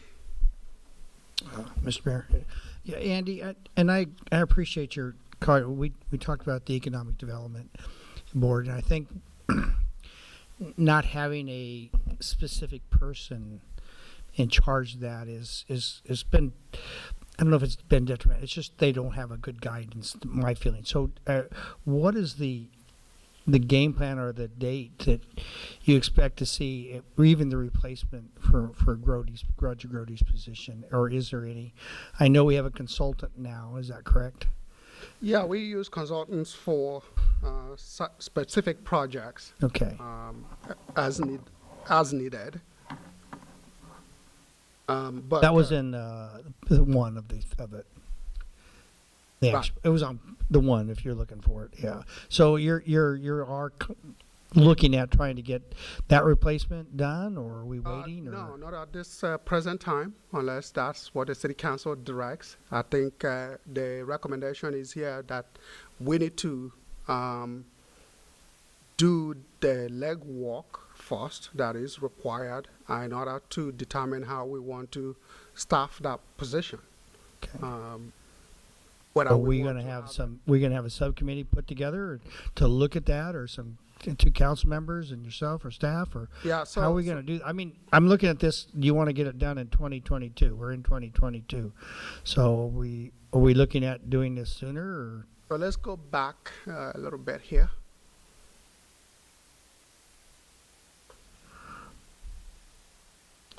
So by 2022.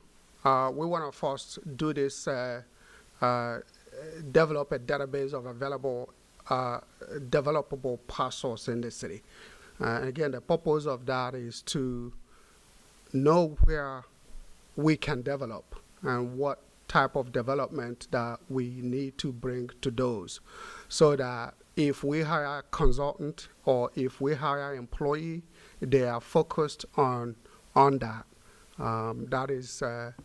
That's the first step for what we think needs to happen, at least based on the way this is structured. Okay, but I'm looking at 1.4, It's determine the role and responsibilities for the Economic Development Advisory Council. And Okay. we have it to the end. So, it's currently, I understand you're leading it, or you're taking So the city manager's office would lead that, but it's going to require, yes, as you suggested, a subcommittee of the city so we can council. figure out what the role is. I mean, when I first got on council, I was on that thing, and then we took the council members off of it. And I know a council member, Bash, was opposed to that and getting it. I don't know if it's still, we need to look at it again, as you said. And since 1990, it's been there, and when we had redevelopment funds, it was totally different, and now how we do it today.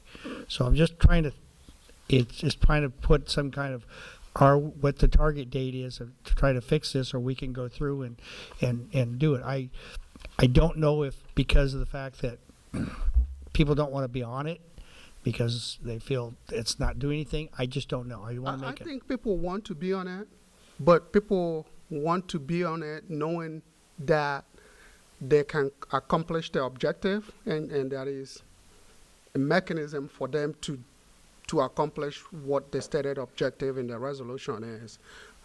Currently, I attend these meetings and I participate in them. That is not happening. And I believe part of the reason why it's not happening is the membership, the composition, which has changed 14 or 15 times since it was implemented, has probably led to a situation where I believe the composition of EDAC is not aligned with the objectives of EDAC. Okay. So we need to look at that, really. Yes. And then the other part is on 3.8 on your action plans. Are we talking the water and sewer rates? Is that what you're looking at? Yeah, that's utility rates. Yes. Yeah. Okay. So I was clarifying what you were talking about. Right. All right. Thank you. Any more questions on that? No? Okay. Go to number 4, communications and stakeholder experience.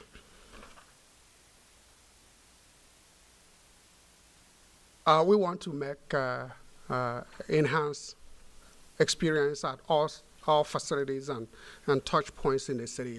And what that means is regardless of where you as a stakeholder, a customer, a business person, or just a resident interacts with city staff, you should expect the same consistent level of service. And there are several action plans with sub-action plans that we have put in here to make sure that experience is a good experience and that is consistent throughout the city.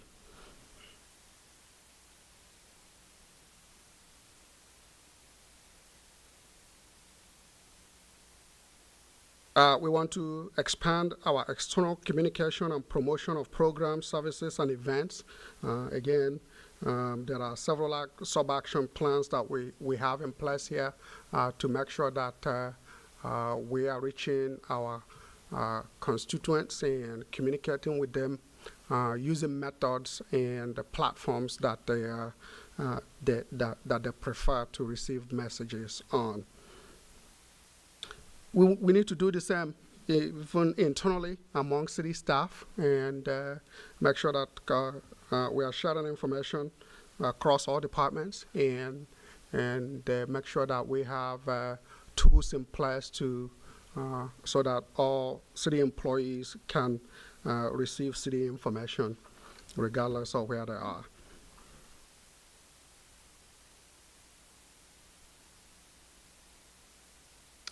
Create and implement official branding and communication policies and procedures to ensure messaging, again, is consistent across all departments. Again, we have several action plans there. Some of this is to make sure that when we present a report to you, whether it's, for example, a staff report, they should always look the same. You know is that this is information that is coming from the city of Norco. When we make presentation to you, which is what you see in most organizations, is that the format of the presentation and all that is consistent. So you say it is a presentation by staff to City Council.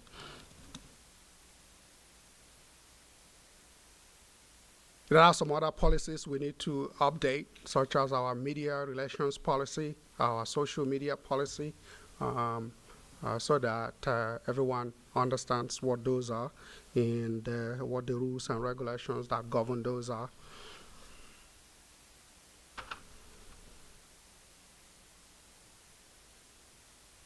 We want to expand our presence on social media to increase engagement opportunities and promote programs, services, and events. So again, we have several sub-action plans here to address that objective. And we want to promote Horstown USA brand beyond the local market. Probably Horstown USA is widely known in Norco. We want to make sure that is widely known beyond Norco. And that also presents opportunity to generate some small amount of revenues. And but most importantly, is about promoting Norco. And if we can go beyond our city boundaries, that would be very useful, and that's what we are trying to do here. If I can, I hate to be a pest. I'm sorry? I hate to be a pest. Okay, that's fine. The branding issue on the facilities, you have 1.4, and then when you talk about it in 4.2, on the brand. Okay. If I'm correct, that was tried. 1.4 here, Yeah, 1.4, the facility update branding. facility branding per brand manual. We tried that back 8 years ago, it was almost 9 years ago, a branding when they're trying to brand Ingalls Park. And that fell through. It failed. And I don't know why. I mean, is this a new spin on it? No, what you're talking about is we are trying to get a naming right to, if we are talking about the same thing, naming rights to, for example, Ingalls, right? That wasn't that long ago. We went through a process. Correct. And we received the naming rights. Yeah, we received some proposals on that. And after, I think it was a subcommittee that looked at those proposals. After looking at those, the cost was actually not advantageous to us, and there were upfront costs that we needed to pay in order to have a potential to generate revenue. And after looking at that, it wasn't something we thought was favorable to us at that particular time. Kelly, you might want to, if you don't mind, talk a little bit about. Well, and the reason if I can. Facility branding itself. Because on the facility branding, that was done by Kathy Azevedo when she was on council. She's trying to do a branding of the facilities, and that wasn't. I just want to make sure we're talking the same thing. Branding versus a naming situation. The branding she tried to do is that we come up with logos and fancy terms for each facility. And I'm just trying to get a clarification on versus the naming rights, which Roger and we worked on when we were trying to put a brand or a specific company or a name on the facility. So if that, I just want to make sure we're talking about what clarification on what are we talking about versus that. I'm aware of the naming rights, what the process we went through to get that done. I don't recall. I'm not familiar with what Kathy Azevedo was trying to do. Well, that's where I said it failed because didn't make sense. Yeah, so I just want to try clarification of what we're talking about Well, here. if I can, what Kathy did was she was trying to get permanent sponsors that would hang permanent banners in the arenas. Okay. And what happened is that the Horse Week and all of those says, wait, that's one of the big ways that we make money. in terms of the naming rights of the actual facilities, we actually never, while we began a policy, we actually never really pursued looking to have people, Purina, Arena, different things like that. But Kathy's effort was to hang permanent banners. They would buy every year or do sponsorships, and the different groups shot it down. That was part of it, Kevin. And I know Kelly, but she also wanted to do actually a brand like IP, or a George Ingles. That's that was all part of it. Okay. Yeah. Just really quick. Action Plan 1.4, which is on the screen, is actually just a really simple concept of stating that all facility signage, for example, needs to be consistent following the brand manual that would be established in one of the later action plans.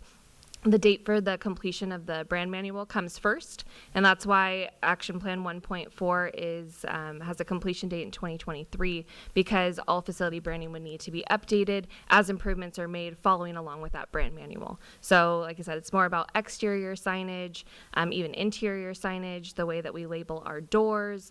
We greet people at those stakeholder touch points. So that's all 1.4 is saying. It has nothing to do with the naming rights idea that was brought up in the previous strategic plan or with any of the other branding that was being talked about. I know branding's a really broad word, but this is talking more about just our City of Norco brand and how we present ourselves as an organization across all of our assets and our touch points. And then the final action plan is specifically concentrated on the Horsetown USA trademark and promoting that beyond our local market. No, this is not a naming rights. I hope that helps. Thanks, Andy. Thank you. Any more questions on this? I do. On, I guess maybe it's 1.6, audit of internal department processes. And I guess this an ongoing, I mean, we've been looking at process in some departments already. Yeah. And also the interface with IT and in some of our processes. Is that the correct? Yeah, this deals with customer service. Mm-hmm. Okay. It's about reviewing the way each department provides customer service to make sure that they are consistent throughout the city. If our goal is to make sure that everybody who comes to the city counter, as an example, walks away feeling like they have been served by Nordstrom, I think that is kind of the gold standard for customer service, right? And that is being done in every department the same way. So that's really what we want to conduct that review to set that standard. Some of these things that you're looking at here are actually stuff we will actually look at bringing somebody on board to help us do. This isn't stuff, not everything that you see here is going to be performed by staff. And some of them that requires special budget allocation that is outside of our regular budget, we may need to come back to the city council for approval. So, well, then maybe it's 1.5, using the tools to ensure public information. I'm kind of just thinking process there that, let's say we have a resident that goes to Public Works, okay, and does a submittal, or how can they track their activity without just having to make phone calls? Yeah, I mean, so where are we bringing in, Yeah. like, IT in that process? Yeah, so that is, you're right. That is under 1.5. Okay. Leveraging technology tools to ensure public information is easily accessible and understandable across touch points. Yeah, that's what that is. One of the things we are looking at is situations where some of this is already underway.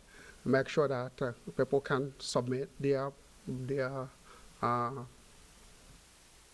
building improvement applications and things like that online, and all come to a kiosk at City Council, not City Council, City Hall, and be able to do that. So. Okay. Good. Thank you, Andy. Any more questions on this communications? Oh, okay. So we go to priority number 5, public health, safety, and wellness. Couple of things we want to do here. We recently started this our homeless and outreach program. We believe homelessness creates public safety concerns, and we want to continue to do that program. However, part of what we hope to do is to also analyze the effectiveness of that program. We are not going to continue to do it without, first of all, reviewing the results that have been achieved. So that is 1.3 that we will be doing. Engage the community in public safety programs. These are programs that are ongoing that we want to continue to emphasize. The Neighborhood Watch program, our volunteer program such as NCP, Animal Rescue Team. The SAP program is something we did at one point, but it was not sustaining. It means we didn't continue. It was such as it was like a catch and release. We trained these people and let them go. Basically, there were no follow-up trainings. There were no follow-up to make sure that they are actually where they are. We want to begin a formal community emergency response team program. That will be a program that is available to city staff, to all residents of the city. The program we are looking at, we will be receiving a presentation here in the next coming months, maybe a month or so. Offered through Norco College, where people will go through this process of taking the courses and being certified in this program. And once they become certified, they then can, in times of emergency, help their families first. And then if they register to become part of the city, then city can use them to offer additional assistance to residents when we have emergencies. So that's the program that is involved there. Enacting legislation that protects working animals at rodeos and rough stock events. Horstown, USA. We do have a lot of events here, but as I understand it, we don't actually have a city ordinance that lays out the rules and regulations regarding how these animals are to be treated at those events. So that's something we want to change.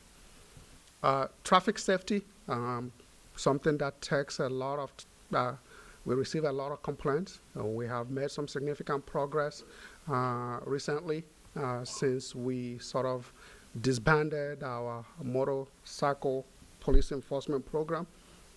And then where we are now, as you recall, just more recently, you did approve the conversion of one special enforcement team to a traffic deputy. That is in place. We are looking as part of the mid-year budget that will come to you at the next city council meeting. We'll be requesting for additional traffic deputy to be added to the budget, and thereafter we'll continue to examine the need for additional traffic safety depending on where the situation is. Continue to promote public education, including teen driving education, and increase traffic warning signage, speed feedbacks, and other traffic calming measures. This is something we are already doing, but we want to increase that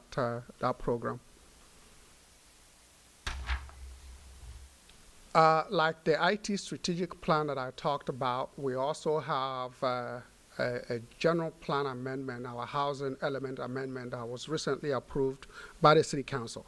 There are plenty of items, recommendations in that document that needs to be implemented. And we are saying that we are going to implement those actions, incorporating it by reference into the city's overall strategic plan.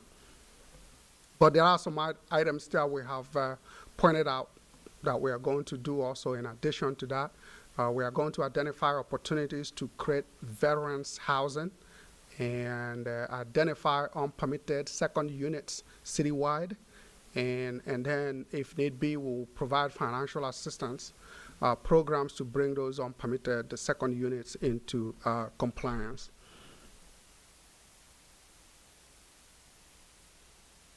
We're going to promote wellness through education, outreach, and programs.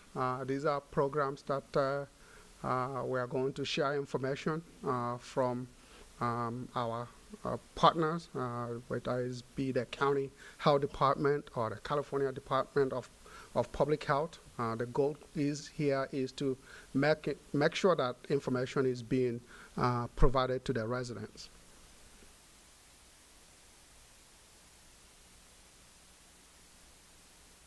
And we are looking to consider launching new programs through our Park and Rec department that will help residents stay healthy.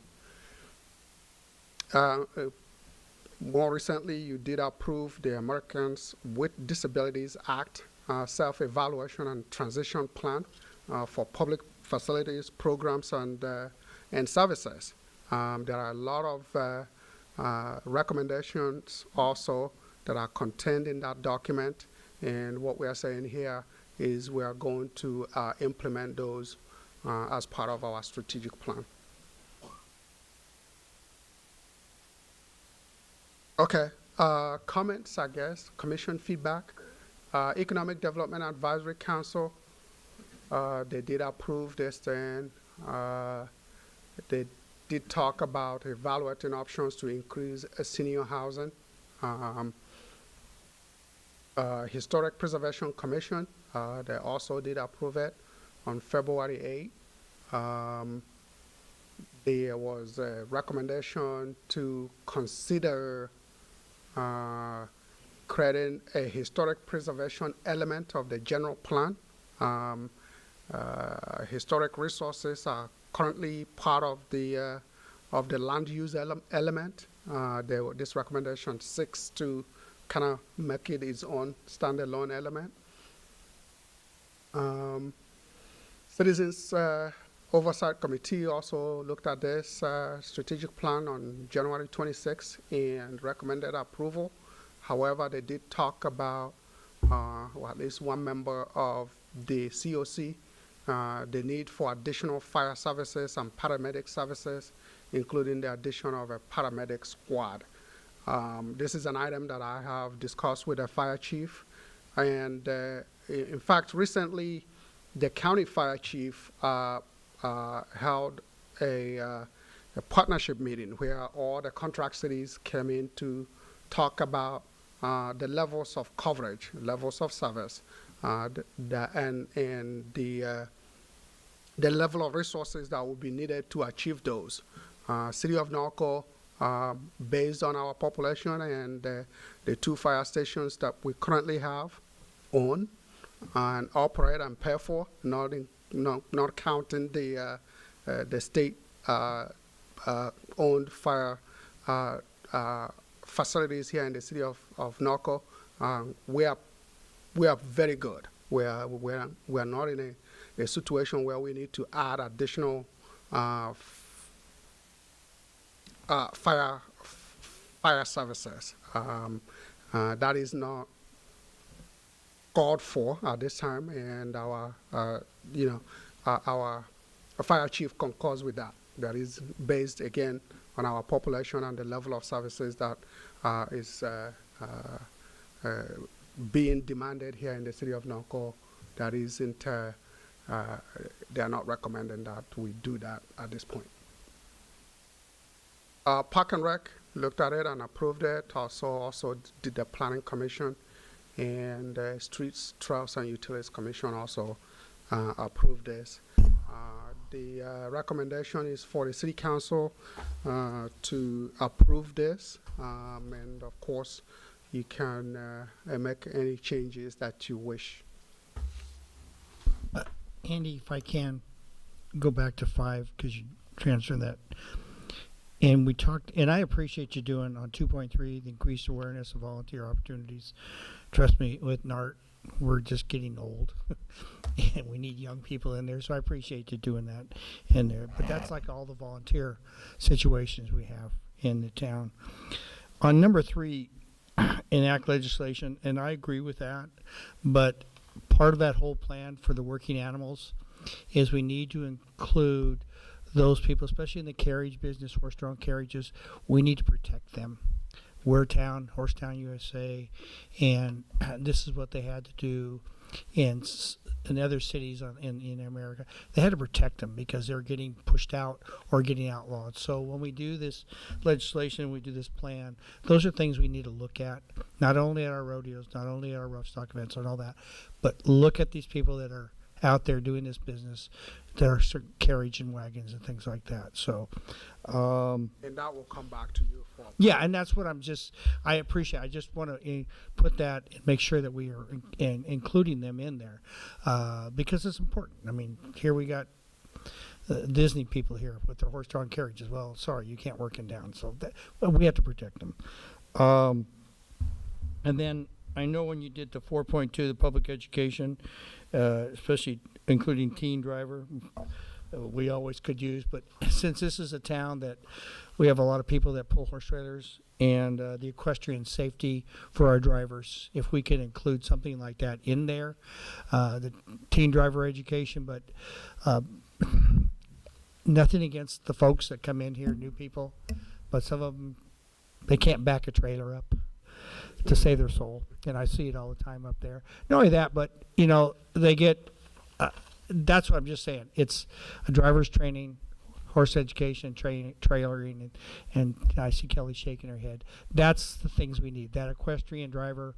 Hey, these are equestrian slow down type of a thing. We need to have that kind of a public outreach to protect our equestrians and also for people that don't know how to drive. Maybe we ought to have we have a truck radio or a truck trailer rodeo sometime up there. Give us an idea. How can you back things up? Just little things are thrown out at you. Thank you. Robin, do you have any questions for staff? I had a question as well on going back to 5.3, if the inclusion of livestock shows, horse shows, poultry shows, like looking at maintaining the entire lifestyle and not limited it to just the rough stock and rodeos, because there's so many other livestock and animal related events that we need to make sure we're being cognizant of all of them. Sure. Any other questions for staff? No.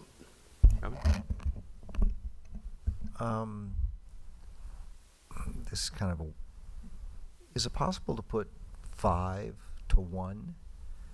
Because it seems to me this is actually the single most important thing we do, which is public safety. So in other words, make that strategic number 1. It doesn't really matter. They are all strategic priorities, whether they are number 1 or number 5. But we can reorganize them. Yeah, I guess I get that. It's just to the public, they would look at this and maybe they might in their minds decide. So just and then the other one, I look at the historic. If staff file, we don't care. We can reorganize them. That's not a problem. Then we got to spend more money on printing, Kevin. It's still going to go through some revisions anyway, some minor revisions, so we can do that. And then the other thing is that the historic commissions, I'm not understanding that recommendation, given that we've done something that's unprecedented in the state of California, putting in a historic district. What is it they were asking for? I wasn't real clear on that. Yeah, that is, they wanted to, as part of our general plan element, have a historic resources element instead of having it as be part of the land use element. I'm not aware of any city that has that, but perhaps there are. I think Bill Workman did state that there are some cities that have it that way. Was that Bill's recommendation? Yes. Wonder why he did that. Maybe. And again, the only reason I think about it is because we have this. I mean, nobody's ever done this before. Put a whole city into a historic district that I know of, based on usage. In fact, I don't think it's ever been done. So I'm just wondering if, just to highlight it, I'll talk to Bill and find out about it. That's all I have, Mr. Mayor. Thank you. Okay. And on that note, Kevin, if you want to ask on the, my feeling is on the land use element, they're all important, but the land use element is the most important of the general plan, and all the other elements go to support that, the land use one. So it's, yeah. Only because Bill recommended it. That's the only reason I'm thinking, okay, what did he have up his sleeve on that one? All right. Dana, any public comments? I have no public speaker cards for this item. Thank you. We'll bring it back for council discussion and action. Catherine? Further discussion? Sure. The only thing I thought, and I talked to Andy about it, there, just in hearing from our local businesses, and we have going in the new Caprock development where the old egg ranch was, and looking at economic development and wanting to continue to bring in some bigger businesses at the housing piece. And so it is in our strategic plan, you know, looking at opportunities for mixed use development, and it is in there looking at opportunities for veterans housing. But when I looked at this, I also thought about a housing component. You know, we've heard a need from our businesses that we need workforce housing, a place for that. And if we're want to recruit, you know, businesses to fill those big buildings that are coming in, that might be something that we want to look at as well. And it's kind of incorporated there in some pieces, but that's my only comment. Anyone else? I'll entertain a recommendation. Well, I think it's a great plan. But personally, I just I don't want to incur printing costs, but but I would prefer to have public safety one simply for public perception. I think it's a great plan. It's as we all know, it's a work in progress. I mean, it's something that we're going to be reviewing all the time. If we're going to follow the same process we followed before, things come up and all of a sudden something gets pushed to the front. I personally think it's a very good document, and it's akin to the one we did before that we put together and completed successfully. So for me, it's a good document, and I would recommend that we move forward with the one change, and it's up to you guys. So my motion would be to switch 1 with 5, and other than that, I'm good. But if council doesn't feel it's important. It is important. All 5 of them are. Okay. I 1 through 5. We didn't, and I agree with you, Kevin. It's whatever people, you put the first one always first, and that you feel most important on. And but there's 5 are in there, and when we go out, that's the number 5 is what we hear about the most. So if we want to put 1 through 5, that's. I'm sure Kelly can change the print on it or for the number difference. But I go back to when I talked earlier in number 1, and I made my comments about the manure, and we really, I can tell you right now, the United States is so far behind on how to handle waste. It's pathetic, and I really think that to me is a very strong, and I would push for that we need to look beyond our borders, because Europe has done a whole lot better at it than this country ever has, because it's very economically imperative that they do it that way over in Europe, where our country has never been that way with waste. It's just we bury it, and now we're stuck with it. So but I agree with you, Kevin. I don't care 1 through 5. So I guess I like the idea too that given the climate the day, I want our law enforcement and our fire people to know they're important. And that's just something for me I want them to know that they're important. So it's for the public, but then it's also to let those men and women that protect us to know that we feel that they are critical to our city's safety and wellness. So you have a motion to adopt with those changes? Yes. Second? Have a motion and a second? Second was Robert.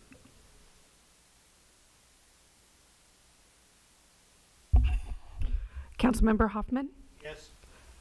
Councilmember Bash? Yes. Councilmember Alleman? Yes. Mayor Pro Tem Grunmeyer? Yes. Mayor Newton? Yes. Andy, thank you, staff, Motion all the residents that participated Right. in council. Okay.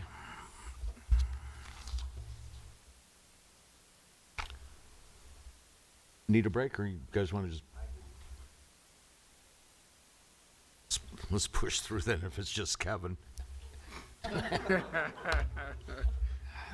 5 minutes. Okay? Okay.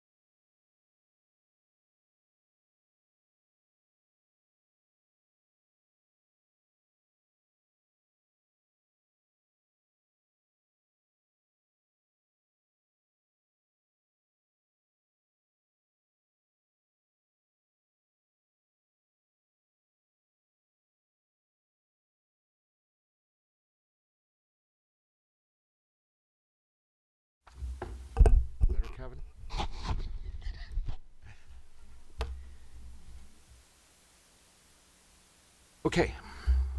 Let's move into potential selection of a consultant for state legislative advocacy services. Andy? Yeah, this is a discussion item regarding potential selection of consultant for state legislative advocacy services. If you recall, last October, the City Council talked about, discussed the potential for retaining a consultant to provide advocacy services to the city. And during that discussion, the potential pluses for having an advocate on behalf of the city was discussed. And following that discussion, the City Council directed staff to go ahead and issue a request for proposal and bring those proposals back for the City Council to review. What we're here tonight is for you to discuss those two proposals that were received, one from Joe A. Gonsalves and Son, and another one from Rene Public Policy Group. Based on my initial review of the two proposals that were received, both of them followed the guidelines that were provided in the request for proposals. And these two firms also appear qualified to provide the services that the city identified in the request for proposals. One of the things I found as I was doing this work is that there are thousands of lobbyists or advocates at the state capitol, but there are a few of them actually that are dedicated to providing services to cities such as the city of Norco. And those were the ones that we sent out the proposals to. Don't recall the exact number of proposals that we sent out, but there were at least a dozen of those, and at the end of it, we received these two proposals. So it's for the City Council to discuss and provide a direction to the City Council, to the staff. And that direction can range from doing nothing to returning one of the two proposals. With that, I conclude my remarks, and I'll be happy to answer any questions you have before you take it up at the City Council level. Okay. Any council questions for staff? Catherine? Yeah, just to reiterate, Andy, the difference in cost, what we're looking at is in the two proposals is around 48,000, 4,000 per month. Yeah, so and then one of the proposals has a fixed price monthly retainer that will cover not just state advocacy services, but also includes assistance with grants and revenue generation. The other proposal has a retainer for the state advocacy services, but also provided a menu of costs that could change depending on what services the city ultimately decides to go with. So the Gonsalves firm, their fee, which is $4,000 per month, which is $48,000 a year, includes assistance with grant writing, whereas the second proposal, which is, I turn to the page, forgive me. The difference is theirs is about $5,500 per month, and it doesn't include any assistant with grants. There'd be extra fees for that. That's correct. Okay. Thank you. I believe they have a price that includes both combined, but that's much higher than the Gonsalves proposal. Yeah, both of them have worked with a number of cities and a number of cities in the Inland Empire and have been around a long time. Okay. Kevin? So the two companies, I mean, there's things in the past where we might have been able to use some advocacy help. So let's say like the Norconian, the prison closing, the a lot of the housing issues. Actually, quite a few things. Would the Gonzalez group, would they be willing to do those kinds of things? Or do any of those companies, I mean, did we ask them to advocate for us or find out something? Do they do that? I mean... Yeah, part of their work plan, once any one of these is retained, is to meet with city staff, management staff, and city council to talk about what our priorities are with respect to advocacy. But also, they also, on an ongoing basis, perform services such as monitoring state legislations proposed, pending, and make sure that we are at the table and that our interests are being represented and advocated for as part of the legislative making processes. Yes, you talked about certain things that they could have helped us with in the past. Yes, there are plenty of legislations which get passed every year, and some of those affect the city in different ways. So having someone at the table means we are not on the table, right? And those services, our interest gets represented. I can recall, for example, when we were going through the Civil Acts process, there were multiple times where we could have used an advocate to help us deal with some of the issues that we dealt with.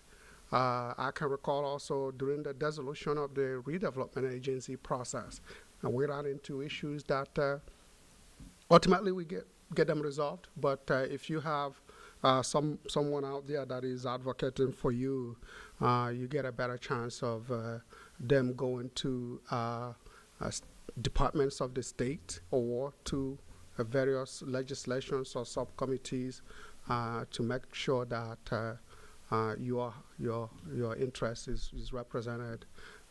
Some of that process is obviously, if you don't know what you're doing, it's not easy to navigate. There's a great example is the high transmission lines, and we basically, when your elected officials are for a project, above you it's tough. So we could have used a lot of help on that one. That's all I have, Mr. Mayor. Thank you. Robin? I don't have Ted? I don't have any questions. Okay. I do have one comment. Well, it's really... Is it a question for No, staff? no question. Okay, then let's stop there. Okay. Do we have any public comments at all? We have no public comments for this item. All right. Okay, Ted. No, it's just, in reading Paul's background, it was very my family knew.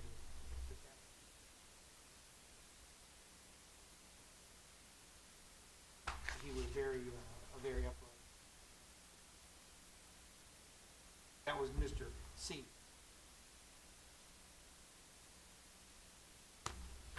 Oh, I'm sorry. No, I was just commenting that Mr. Gonzalez we knew, my family knew him from way back when, upstate, really good guy. His family was, and that was the only comment. Thank you. No other. Robin? So I just have a couple of things. I do think it would be advantageous to seriously consider this when we think about the amount of legislation that is being thrown, I guess for lack of a better term, thrown out every session. Unless you have somebody focused on just following legislation, there are things that are going to be missed. And I feel like there's been a few times where we've been kind of blindsided and we found out a little late or a little bit, where we haven't had the time to be able to advocate for ourselves. So I think just having someone that would talk to us, find out what the priorities are, and when some piece of legislation is proposed that impacts any one of those priorities or plans, that we're notified right away so we can kind of get ahead of it. So I think just that in itself is super important. And then, the grant writing and those other opportunities that are available, I think are also important. I will say that I am leaning towards the Gonzalez firm. I see a lot of reference to Cal Cities in the other one, and that disheartens me because I haven't been impressed with the work of Cal Cities. So why would we hire a firm that's all former Cal Cities employees? So that did give me a little bit of hesitancy. So, and then the pricing, there's a huge, in my opinion, a huge difference for the cost and what you're getting for the services. So that's my 2 cents. Catherine? Yeah, I would second Robin's comments on state legislature and just add a couple that I had. We are one in hundreds of cities when we're represented by Cal Cities, but having someone who is just there giving the Norco perspective, they're retained by us. It's their job to represent just us instead of a large number of cities. And it increases our opportunity to advocate. So if Cal Cities is advocating for us in whatever it is, so is somebody else. So our voice is heard multiple times. And a point that I had made when this first came up is the share of funds that is allocated every year from the state budget. Just in our Assembly District 60, there was $73 million that was allocated to various cities and communities for priorities. And I think it's really important that we work on making sure that some of that money is allocated to projects that are happening in our city and that are our priorities as well. And then I just think we need to work as much as we can with Sacramento. And so if hiring an advocate is going to help us to do that, because that's really the only way we're going to be able to get things done. Kevin? I have to concur with Robin. I mean, I'm very involved with Cal Cities, and it's a very Northern California centric community. I mean, we go to the meetings. I'm trying as hard as I can when I go to Sacramento lobby, but I mean, just a classic example is how somehow the recommendation to work on the whole truck depot thing, how that all of a sudden got manipulated, and then they placed 4 new seats on the committee up there, which has no bearing on what the cities need. That was really frustrating.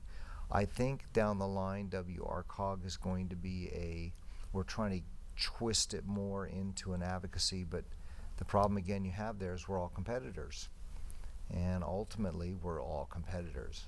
So I think that maybe this is worth giving it a try, and I'm like you, Robin. I like the Gonzalez group. I think the other one is kind of like Chinese food. You know, you get one base price, then if you want dumplings, you got to pay more, and then you got to pay more here, and I don't think I like that too much. But I think this is worth a try, and you know, there's no more. Used to be in the old days, you could have no experience and be on council, and you could have your 2 years and kind of learn. That's gone. That is gone. If you're not on top of stuff like you say, there's been times I've been caught unawares, like, well, where did that come from? And I know maybe even Ted's been caught unawares, and he's as involved as anybody. And I think that having somebody that knows what we want and fights for us might well be worth the money. That's all I have to say, Mr. Mayor. Thank you for the time. Mr. Mayor, if I can now, I was just on Gonzalez thing, but before you get, if I can, please. Go ahead. Okay, you didn't acknowledge. Listening to Robin and listening to Catherine and to Kevin, and I tell you, the advocacy, I'm not a big fan of this, I only because I hate when I have to do this, and that's my personal thing. It's too bad that we have people up in Sacramento that only think about themselves and their little groups. And unfortunately, the way our state is structured politically, we're always going to be on the short end. So that's what's made these advocacy groups more important, because of the fact that there are a bunch of ideologues up there that feel that way. What I look at, and I realize the importance of these advocacy groups, is sitting on the SAPA-OA committee. Without them, we don't get our share of our Prop 1 money. So that's the important thing. If you look at what we did, and we went through this with the Western Community Energy, the advocacy groups that were up there, I learned what's good and what's bad. And I can tell you that some of them, when you start looking at what they've done to the CPUC and how it's controlled, and without those what side of the advocacy group you're on, is how it controls. And it's got nothing to do with what's right and wrong. It's who's pulling the purse strings, and that's essentially how they work it. There's a couple other ones too on these groups, RCTC and RTA. They utilize these because without them, the representatives they have in Sacramento and DC, we don't get our allotments. It isn't what the congressman always wants, it isn't what your local representative wants. It's who's pulling those little strings back in those big areas. That's how they get it, and it's a sad part that's politics. So I'm willing to try this for a year. At first I wasn't, because I think it's sad that we have to do it, because this isn't where your money should go in. But at the same time, this is a reality, and if we have to, I would rather go with Gonzalez than anybody else. Thank you. Okay. I have a question. It's kind of on conflict of interest. So we have a lobbyist, and our neighbor next door has the same lobbyist. We want something for our direction, and they're the opposite direction. How is that dealt with? Whether it's high transmission lines that Norco says underground, Riverside says overhead, and you're the lobbyist for both cities. Yeah, I don't know how they resolve that. Hopefully, they will facilitate some sort of a discussion between the cities to try to see whether the differences can be bridged before they can move forward with advocating for positions. But again, these lobbyists do represent multiple cities. Mm-hmm. And, I'm sure they encounter that type of situation from time to time. Oh, daily, I'm sure. And it's probably like what Ted was somewhat saying. It's who's paying me the most is going to get my attention. So I'm willing to give it a try. With some of the specifics, yes, I agree. It'd been nice to have a lobbyist with Silver Lake, especially with the Department of Finance that we went through. I really don't see the urgency of it, but at the same time, it's probably still the responsible thing to do in this day and age. So, do you need an official direction from us, Andy, or, are we in agreement on the firm? I think that's a consensus. I make a motion to select Gonzalez for a year, and with the proviso that every council person has the opportunity to meet with them and express their views. Can I add something to that motion, because there's no second? Go ahead. Is we cap this at a fee? You're estimating 48,000, but I don't know if Andy is. I think 50,000 would be a cap that we could have, or I don't want to get this carried away with this for 1 year. 48,000. Yeah. We can cap that at that if you want to add that. I just assumed it per the recommendation, but. Yeah. Okay, I want to, as I don't want those added fees as they go through. So I'm just. It's a flat fee. Flat fee. One price. You have a second there, Ted? Yeah, I'll second. Dana?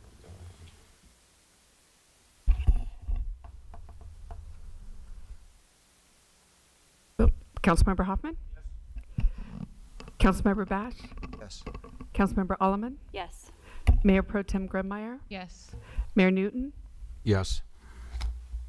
Motion passes. Thank you, Dana. Okay. City Council staff communications. Does any city staff have anything to report? City Clerk. Just a reminder, just as I spoke earlier about applications from our community, I do encourage our community to reach out to the city clerk's office if you have questions about the committees and commissions. Go to our website online. They are all detailed there. Also, I will keep your application on file for 1 year. There are things that come up during the year, just like we had today, 2 unscheduled vacancies. So I am always reaching out to our community to apply and serve your community and be part and have your voice heard. Also, just to reiterate that Parks and Rec does need volunteers. So if you can please reach out to Parks and Rec. They are seeking volunteers now too. So I just encourage our community to get involved. If you have questions, my door is always open. Reach out to me, make an appointment with me, and I'd be happy to sit down and discuss committees and commissions with you. It's something I love to talk about. So thank you. And good job tonight with that. Yeah. City Attorney, City Manager. Ted. Yeah, I want to thank Councilwoman Grunmeyer, and the FFA staff. That was probably one of the best Norco FFA dinners and turnout and contributions that I have seen, and it shows what a great support this community has for your program. Y'all did a good job, and the chicken was excellent.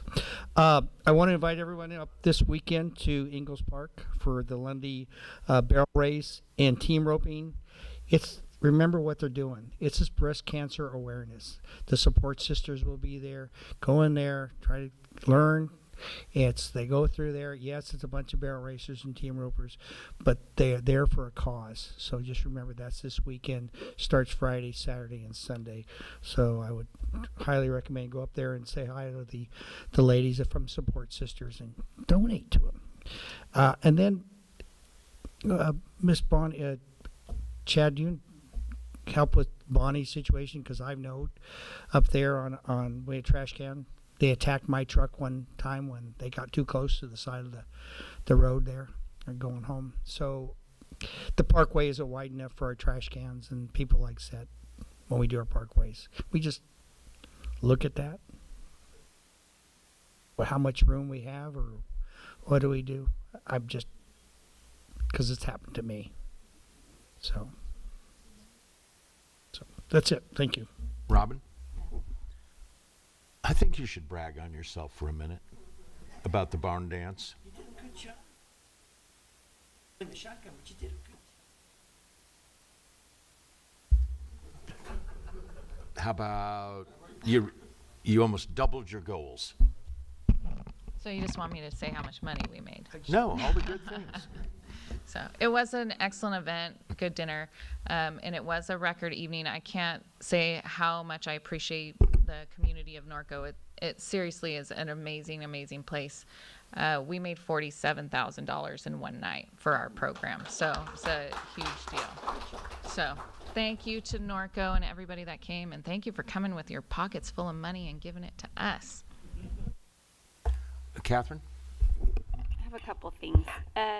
Can we get an update on the tree grant program at a future meeting? Where we are on the status of that with the tree planting and all of that? Okay.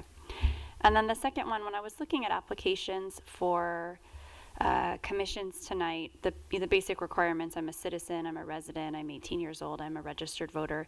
But I know that our city clerk is looking at making recommendations for changes to attendance. And I thought about if she could consider, if the council is amenable, to having one of those requirements or somehow having folks, when they apply, read the bylaws of the commission so they have a good understanding of what they're, kind of that they're checking that. I know that there's, specific stuff that's laid out in there, especially when we get to attendance and we talk about, some of the things that have been happening. So that's it. Kevin? Two things. One, first, I'd like to put on the next agenda a discussion for a resolution for the Cal City's request for the new taxation measure that's working its way through the legislature. Second.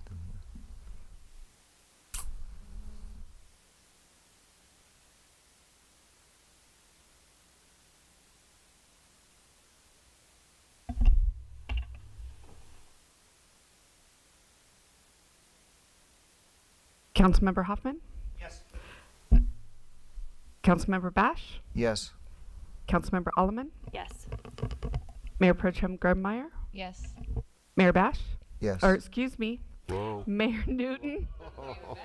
It's a democratic way to do it. Yeah. Oh, you get 2 votes. Two I'm sorry. votes. I get 2 votes. Sorry. Mayor Newton? Yes. Okay. So, And then my second thing is, I'd like to do, Chad, would it be possible, or council, I guess, has to make the decision.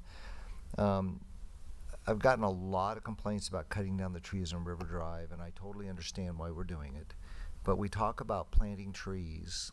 Is there a possibility that we might be able to use River Drive, it's old Norco, and plant some trees there and do an irrigation and do a project to see what it'll cost, how feasible it really is? Can we put that on the agenda to discuss it? We've talked about doing a tree planting program. Why don't we try to do one? Just to give you an update, one of the things we'd already been looking at is, in an effort to try to plant more trees, is looking at Hillside Avenue. Now that we're in that project, since we're widening the road a little bit, we're reestablishing the trail, we've widened the parkways. It's a very good candidate to plant trees down that street as an example, as a sample. We're currently gathering pricing to figure out what the cost would be to do that. I've already talked about it with the city manager, is potentially doing that as a project, especially getting all the infrastructure in now while the project's under construction, such that when we put everything back and it's finished, that the residents have brand new trees that are planted along that whole section with an irrigation system. So we're currently looking at that pricing and working with NOVA to get some costs to see what it would cost. In addition to that, we can look at River Drive and what could be done to plant trees in the space there. And because there's also, for that particular area, there's some issues of consideration related to space in certain areas. Some places are wide enough to do trees, et cetera. So we'd want to look at. That's why I wanted to do it, because it's a very irregular area, but maybe we could look at both areas? Yeah, definitely. I mean, we'll certainly, right now we're focusing on Hillside Avenue between 5th and 6th because of the current project. And then we can also look at that River Drive and to figure out what elements and sections are good candidates for trees and irrigation, where others may not be, it may be problematic because of space, so that we can bring you basically a presentation kind of showing what we think we can do and whether it's something you want to support, plus the cost that would be for that. I just know how I felt when Lumberjack Chad came through Pedley Avenue and cut down every damn tree there was. So, that's all I have. Thank you. On that same note, Chad, perhaps when we have our paving projects, that put a little note in there about like Hillside. We could do trees when we go to pave Center Avenue that we just approved. Is there a possibility to add trees there? And we just kind of make it part of that process, whether it's practical or. Yeah, and I think going forward, we'll look at that. We just, since it hasn't been the norm as far as projects, and again, as we've been evolving, getting all our projects more complete, and where we're trying to do utilities with streets and not go back and ruin roads and put water lines after the fact, is we're trying to be more proactive. And I think this is that next phase of, as we're now improving the trails with the Measure Our Money too at the same time, it's really opening up opportunities to really look at things as a bigger whole project, a grander project to do things. So I think that's our goal, is to look at that even if it's after the fact of Center Street or others that we're doing, is figuring out what space we'll have, where the trail will be, where the fencing is, and do we have space between, again, that parkway and the trail, or if it's even putting it on the non-trail side. That part's usually more difficult because that's where folks park traditionally, on the opposite side. So, but I think that is our goal, is to kind of look at it now that there seems to be a desire or support to the city funding putting the trees back, not only just by with the grant, but also putting in the infrastructure for irrigation. That was really our roadblock. And if that's something that's council's amenable to, once we can bring you some information back about the potential costs of going block to block by putting irrigation in, if that's something we want to fund, then that certainly can be an element we add as part of projects, whether it's part of the street project or separately as a trail improvement project. We definitely think that's a good element to add in overall in our repertoire. Good. Was brought up in public comments about waste management and that complaint. tired of it. Can you report back to us what you find out about that situation with Mr. McGregor? Okay. Yeah, mayor, former mayor. Yep. And then, last item, thank you for taking care of that incident on Hillside today with the resident. Okay? It was nice to get a concern and then a note back saying it's all taken care of. You were part of it also. Yep, good. So thank you. Okay. Yes, Andy. I want to take this opportunity to congratulate Alejandra Gonzalez, who is here with us this evening, on her promotion from our community services supervisor to community services superintendent. She actually has been with the city since 2018, and as a supervisor, and she has been responsible providing our services to the senior program, managing our youth sports program, the We People program. And she has a very impressive educational credentials. So I'm pleased that she's been given this opportunity, and I know that she will do very well. Congratulations. And you did give a good report tonight. You did good. Okay, as requested, let's go ahead and I'd like to close this meeting in honor of Carl Edward Scott, U.S. Army veteran, and a 22-year-old Norco resident. If we could just have a moment of silence, please.